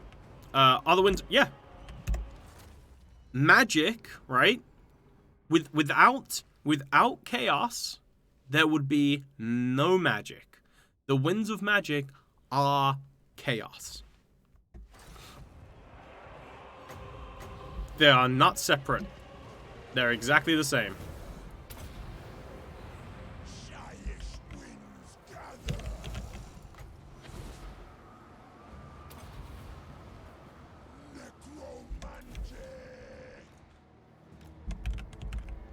Yeah. And that's why you've got the vortex, which basically drains away the winds of magic from the world. And the reason why is because Chaos Demons don't have the ability to sustain themselves in the material world. Normally, what the Chaos Demons need to do is they basically make a shell, and it is this shell that they use. It's this shell that they use in order to maintain their presence within the world. But this shell requires chaos magic to maintain it. So the more magic's in the world, the easier it is for them to maintain the shell. So sometimes they can only like stay in the world for a short period of time. Sometimes they can stay for like a really long time. It's why when you kill a demon in the normal world, the demon doesn't actually die. It's just banished. Because you haven't killed the demon, all you've done is destroyed its shell, and it will just go back to the chaos realm of chaos. So that's the difference. That being said, there are ways to kill demons.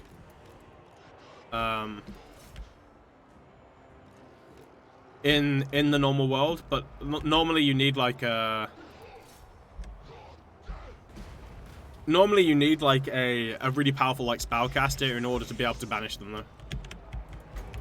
But not impossible.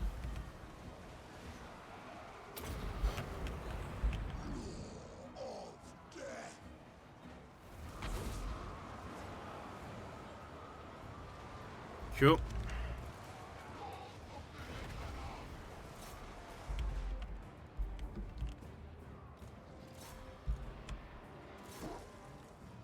Right, chase on those Thunderers, get the Ushabti in here to attack that. Now, obviously, these, after this entire fight happened with Gotrek, Felix is basically just like... Felix is like just chilling, washing off all the blood. And then he hears from Gotrek, what happened here then? And his jaw just falls open, like, what? And Gotrek is just drawing a blank. Completely different. Turns out he's lost all of his memories. Felix, though, isn't really... Like, this isn't normal. So Felix doesn't really know what's happened. Felix is just like, okay, you've taken, like, a drastic blow to the head. We'll get this sorted out. So they go to, they get into town, the town that Gotrek, that Felix managed to see, like, earlier on. And, he orders some drinks, and it turns out there's a guy in there. And it just turns out that the place that they went to, called the Sleeping Dragon, there is the guy who owns it, his son's in there. And his son's an absolute dick, right? Like, he's the full line, oh, my dad's got lots of money, I can do whatever I like, type of guy. And it starts off with him basically calling this girl a slut because she got some of her makeup on one of his clothes while he was trying to basically cop a feel, and she was resisting. At which point she's like, "That's not. I'm not a slut. Call me by my name. I think it's like Goethe or something like that." And then she leaves, and it's like, you son of a bitch kind of thing. Anyway, he's just like looking at his leather jerkin where he put like some of her makeup gun in there, and he's like, she'll be back. They always are. Father's money like secures it. Blah blah blah blah blah. Anyway, he watches as the girl gets told off by the landlord of the pub, and then she comes back and she apologizes, and then he's like, oh, I suppose you're so misfortunate, blah, blah, blah. I can forgive you, as long as you pay for it. And then he sees the shock on, like, her face, because he knows that in order for her to pay for, like, the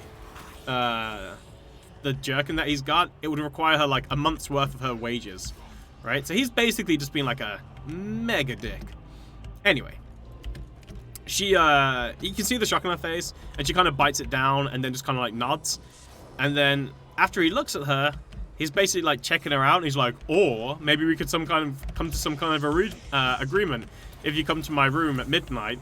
And she's about to, like, protest again, and then realizes, because essentially, he knows, right? He's just being an absolute dick, but he knows that for her to be here, she probably must have ran away from, like, her previous life, from, like, living on a farmland and something, like, constantly working the fields. And she must have, like, escaped here to try and, like, escape that. So he's just like, yeah, she's not gonna go anywhere. Anyway, she basically just, like, nods her head, bows, and runs away, goes off to cry. After this, Gotrek and Felix, like, come in. And it turns out, like, there's a bunch of, like, he's got, like, a bunch of cronies. They've got their bodyguards. They're like, yeah, that... Whatever. Anyway. As Gotrek and Felix come in, all of these guys basically look at this dude. I think his name is Wolfgang. And they're like, oh, what are you going to do next? And apparently he's got a reputation for, like, crapping on people who come into the bar.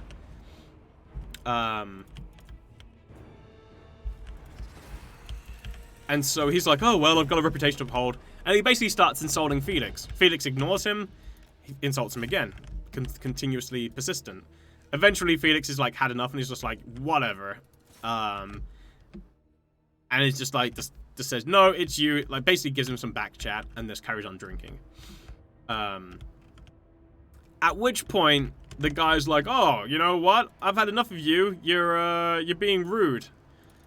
And then it's like, right, get out of the bar, and goes to throw them out, and tells his bodyguards to take them out.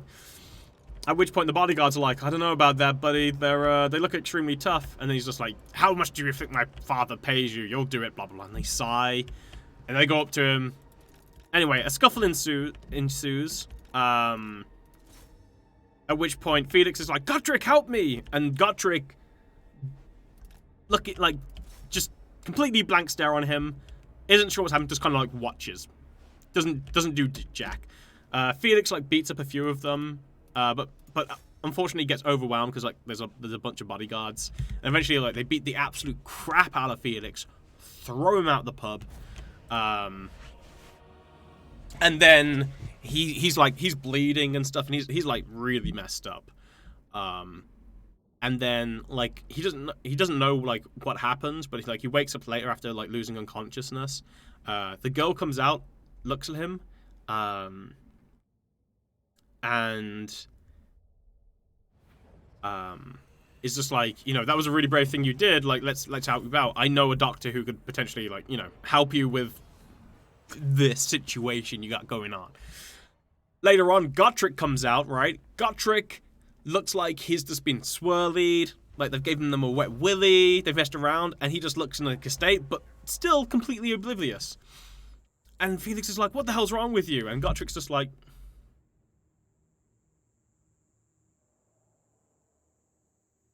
And then, anyway, they go to an alchemist, and this alchemist is, like, high on drugs, right? Like, he's trying his own supply, you know, really bad, but he does know his shit, and he helps out Felix, like, tends his wounds, heals him a little bit up, and then basically it's just like, right, Felix is like, can you help my friend? Like, what's wrong with him? And he's like, well, it looks like he's taken a really nasty blow to the head, and it's kind of like screwed up all of his marbles. Like, his memories have gone. He's got like an entirely different personality. Something ain't right there, right? And then Felix is like, is there any way to, like, solve it? And the guy's like, well, I mean, there's like a 1 in 1,000 chance that if you gave him another nasty bump, potentially that could, like, sort out his mind. But there's a high chance that he could die. So, you know, and he was just like, I don't really want to do that. And he's like, well, there's one more thing he can do.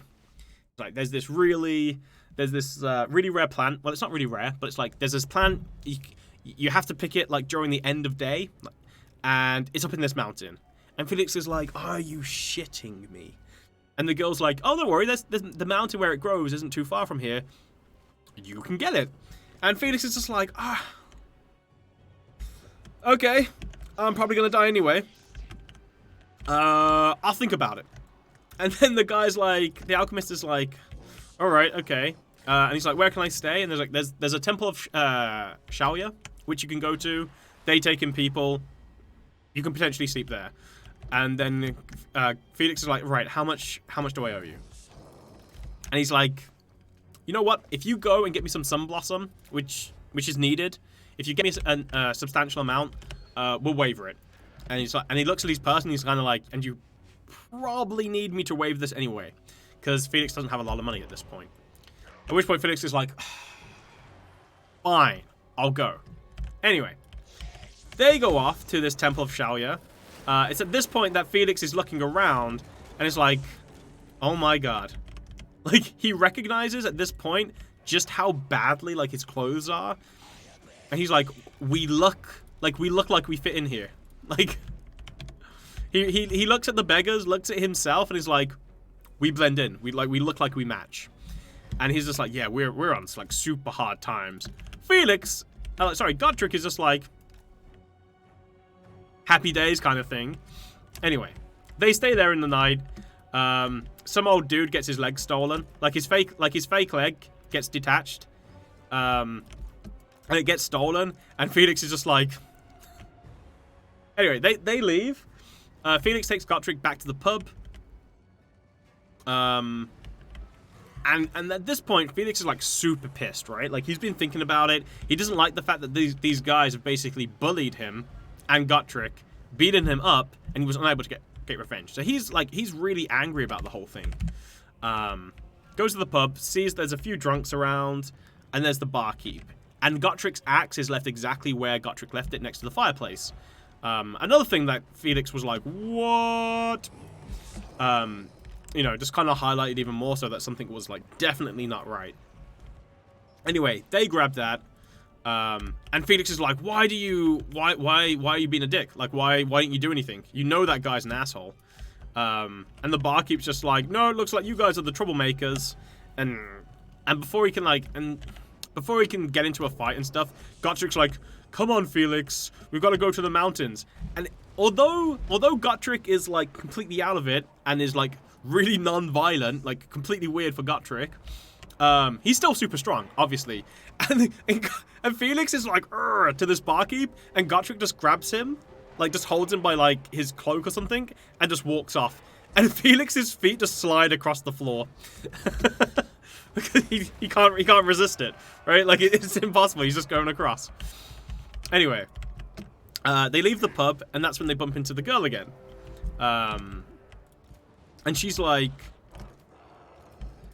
and then when he sees this, like she looks like she's been crying, like she looks really bad, and it's because, obviously, during the night, after she had made sure Gotrek and Felix were fine and, you know, left them, she had gone to the dude's place at midnight. Now, this guy turns out to be a Celestial worshipper, right? His dad's like a super rich merchant. He went through like a some like university in Norn or whatever, and it was there that he basically found like a bunch of Celestial worshippers and a bunch of like hedonistic cults. And yeah, he was full on Celestial worshipper dude. And apparently he got some of the weird root from this alchemist that they'd gone to, and was told that to put warpstone in it. And it turns out that he bribed this alchemist because a bunch of these people in Nuln knew of this alchemist, and this alchemist had purchased warpstone from them. And the reason why the alchemist said that he did this is because warpstone was it was basically it was the stuff of transmutation, and he wanted to do it for purely academic reasons, and he wanted to find out like how it worked and experiment with it, and he wanted to try and transmutate lead to gold. Like that was his thing. But obviously warpstone massively illegal.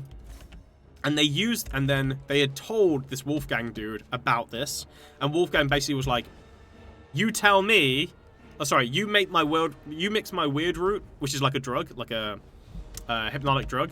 You mix this with warpstone for me, or I'm going to tell the witch hunters that you've been practicing warpstone.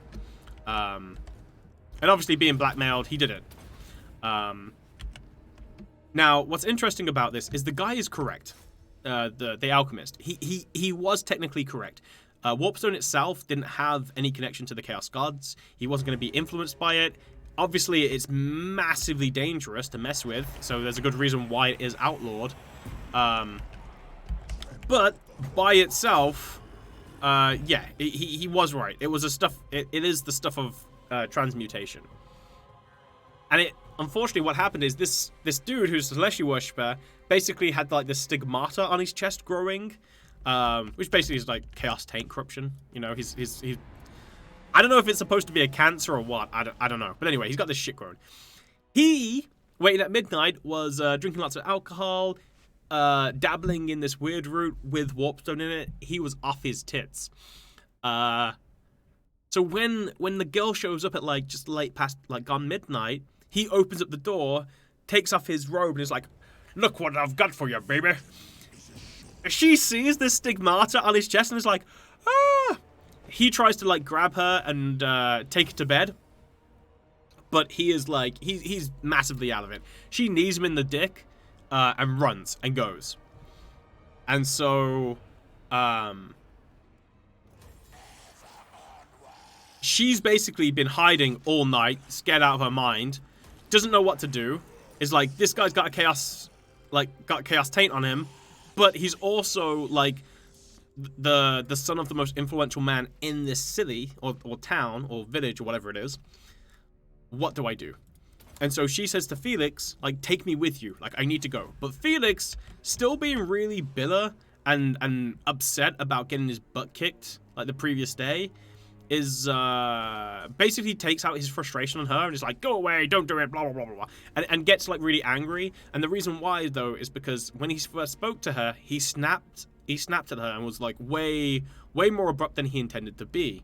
And she basically, obviously because of what happened, got her back up. And yeah, it was just like a unfortunate situation. Anyway, eventually he's just like, no, go away. And then he feels really guilty and he wants to call her back, but she's already gone. And he just kind of like shrugs, and then they go off to the mountains. And yeah, it was kind of unfortunate. 1 second, let me just catch it with chat. Mixing Slanesh and Warpstone. This is a weird time to return. Yeah, kneeing people in the dick time, that's normal. Kneeing in the dick, please into it. What's up, Ark in chat? How has stream been so far? Stream's been good, Archduke. How's it going, man? Long story short. Oh, sorry, love story time? Glad. Story time is love. How do you remember all this lore? I mean, I've been reading the book, again. Right, so. Felix is just kind of like, oh, 1 second. The snow slid off my parents' roof this morning, and it's happened to the other house too. It's deaf because of the tiles, and ours are smoother than theirs. Damn. Hi chat, remember to use your useless internet points, also known as channel points, to boost this channel. By using this nice button, you normally use to force Ark into disbanding units. Yeah, guys, we've currently got boost the channel. If you would like to help out with that, you can donate points towards it. It helps get the channel highlighted on Twitch, so more lovely people can join into the channel. Right, so he's just like Felix at this point. He's beaten up. He's still massively like he got like when I'm saying like he got beat up, I mean like he got beat up, right? Like probably peed blood kind of beat up, right? He got destroyed. Like he was close. Like if they had done it for like an extra 30 seconds, he could have basically been dead. Like he got massively beat up. So he's got a headache, he's got bruises, he's feeling shit. Anyway, heads into the mountains with Gotrek. Obviously having his body like massively bruised as it is, he's finding it pretty hard to traverse the terrain and stuff. And then realizes that Gotrek's just kind of like just traversing the terrain, like, no problem. Like, not a problem at all. He's like, whatever, I got this. And so, eventually, like, he gives up trying to traverse it by himself and just starts walking behind Gotrek.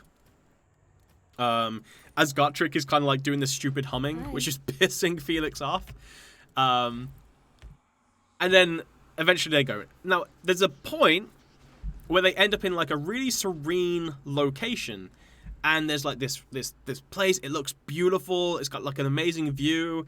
And then Felix sees like this elk head, and he's just like, "Oh my gosh, this is amazing. Like this was worth it." He's like, there have probably been like only a few people who have ever seen this site like so up high in this mountain. And he was like, it was almost worth it just for this. And it becomes really cool.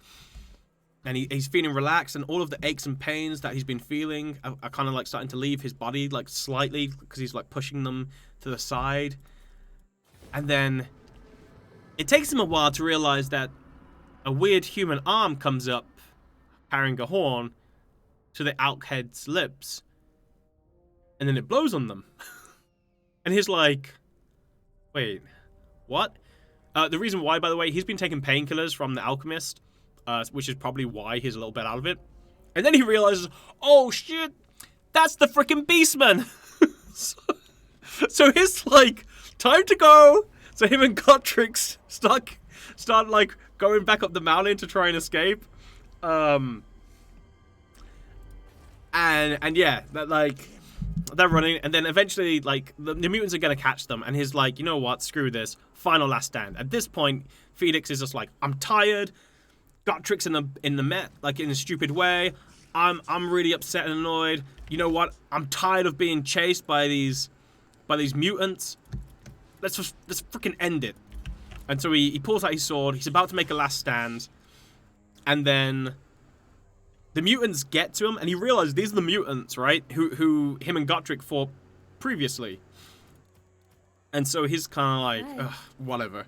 And he's about to make him last stand, and he's like, I'm going to take that big boy. And it turns out, right, now it doesn't actually, it describes one of the dudes who's chasing them, like one of the mutants, as being like this really big, like flabby guy, right? Like he's really fat, but like not just fat, like weirdly fat, right? Like it's obviously a part of his mutation where it just looks like he's just basically like a balloon.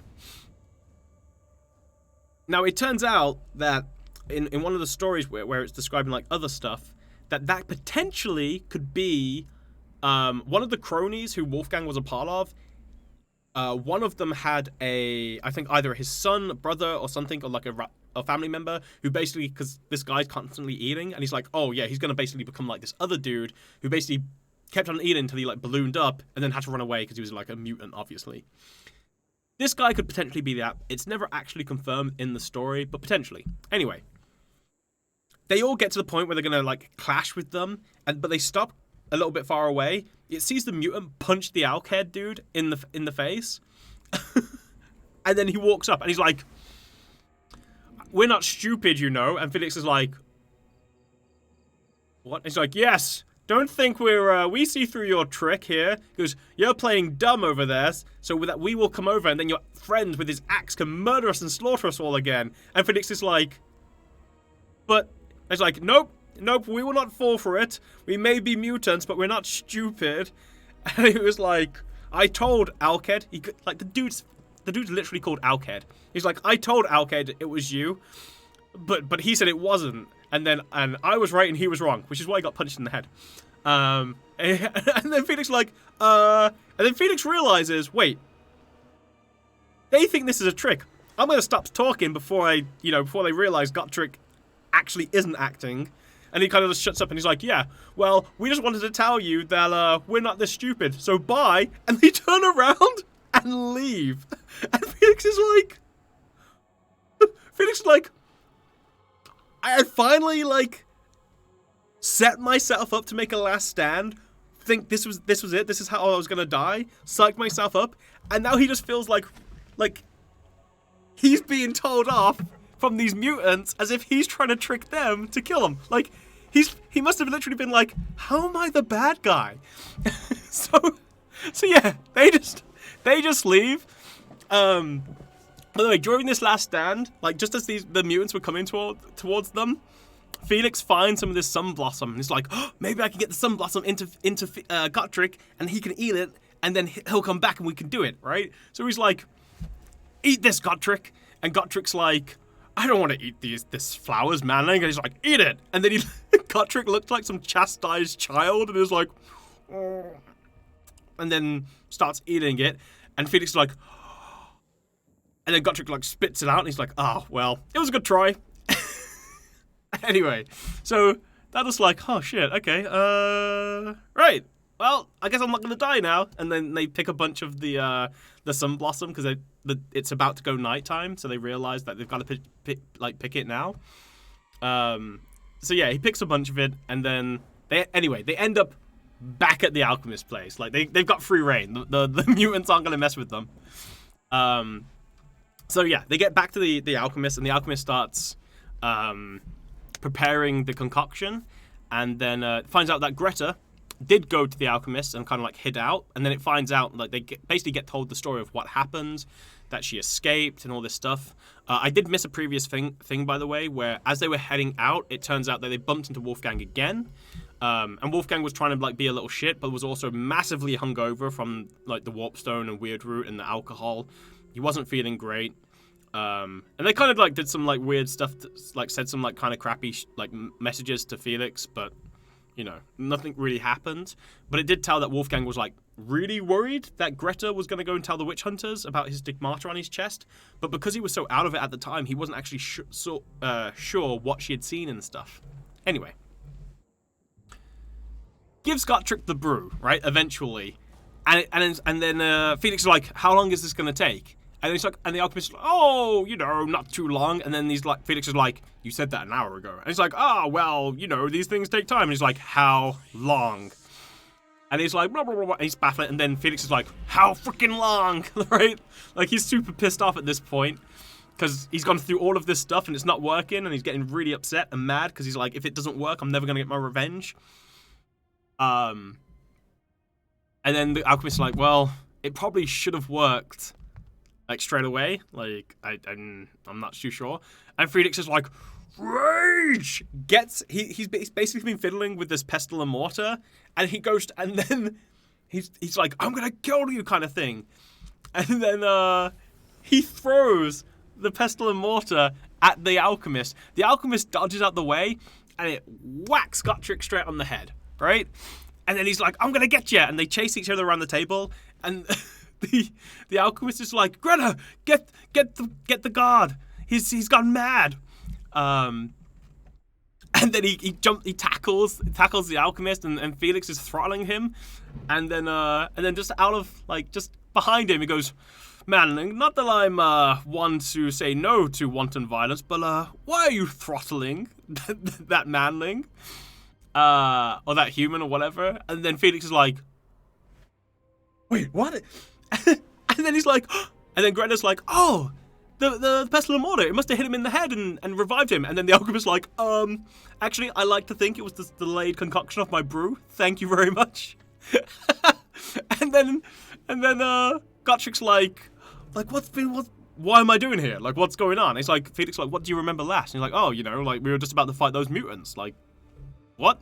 And then Felix is like, don't worry about it. Let me tell you about what happened over a drink. And then that's where the story ends. But obviously, they went back to the Sleeping Dragon Inn, right? The guy was probably a dick. Gotrek probably beat the absolute shit out of all of them. Eventually, it tells you, like, kind of afterwards that the authorities got involved. Obviously, he got outed. Greta, doesn't actually say what Greta is, but that's part of the next story. But yeah, like, it all worked out in the end. But yeah, that was what happened when Gotrek lost his memory. There you go. Right. I've got to read what Seren typed, because I don't know what to do with myself, so I'm here, but now I just want to ask you for a cup of tea. I'll go make Seren a cup of tea. It's been a while. So, chat, go have a little break, get a drink, go to the toilet. I'll be back, and we'll continue this Arcane campaign. There would be more story time, but unfortunately, that's going to have to wait until tomorrow. So, be right back.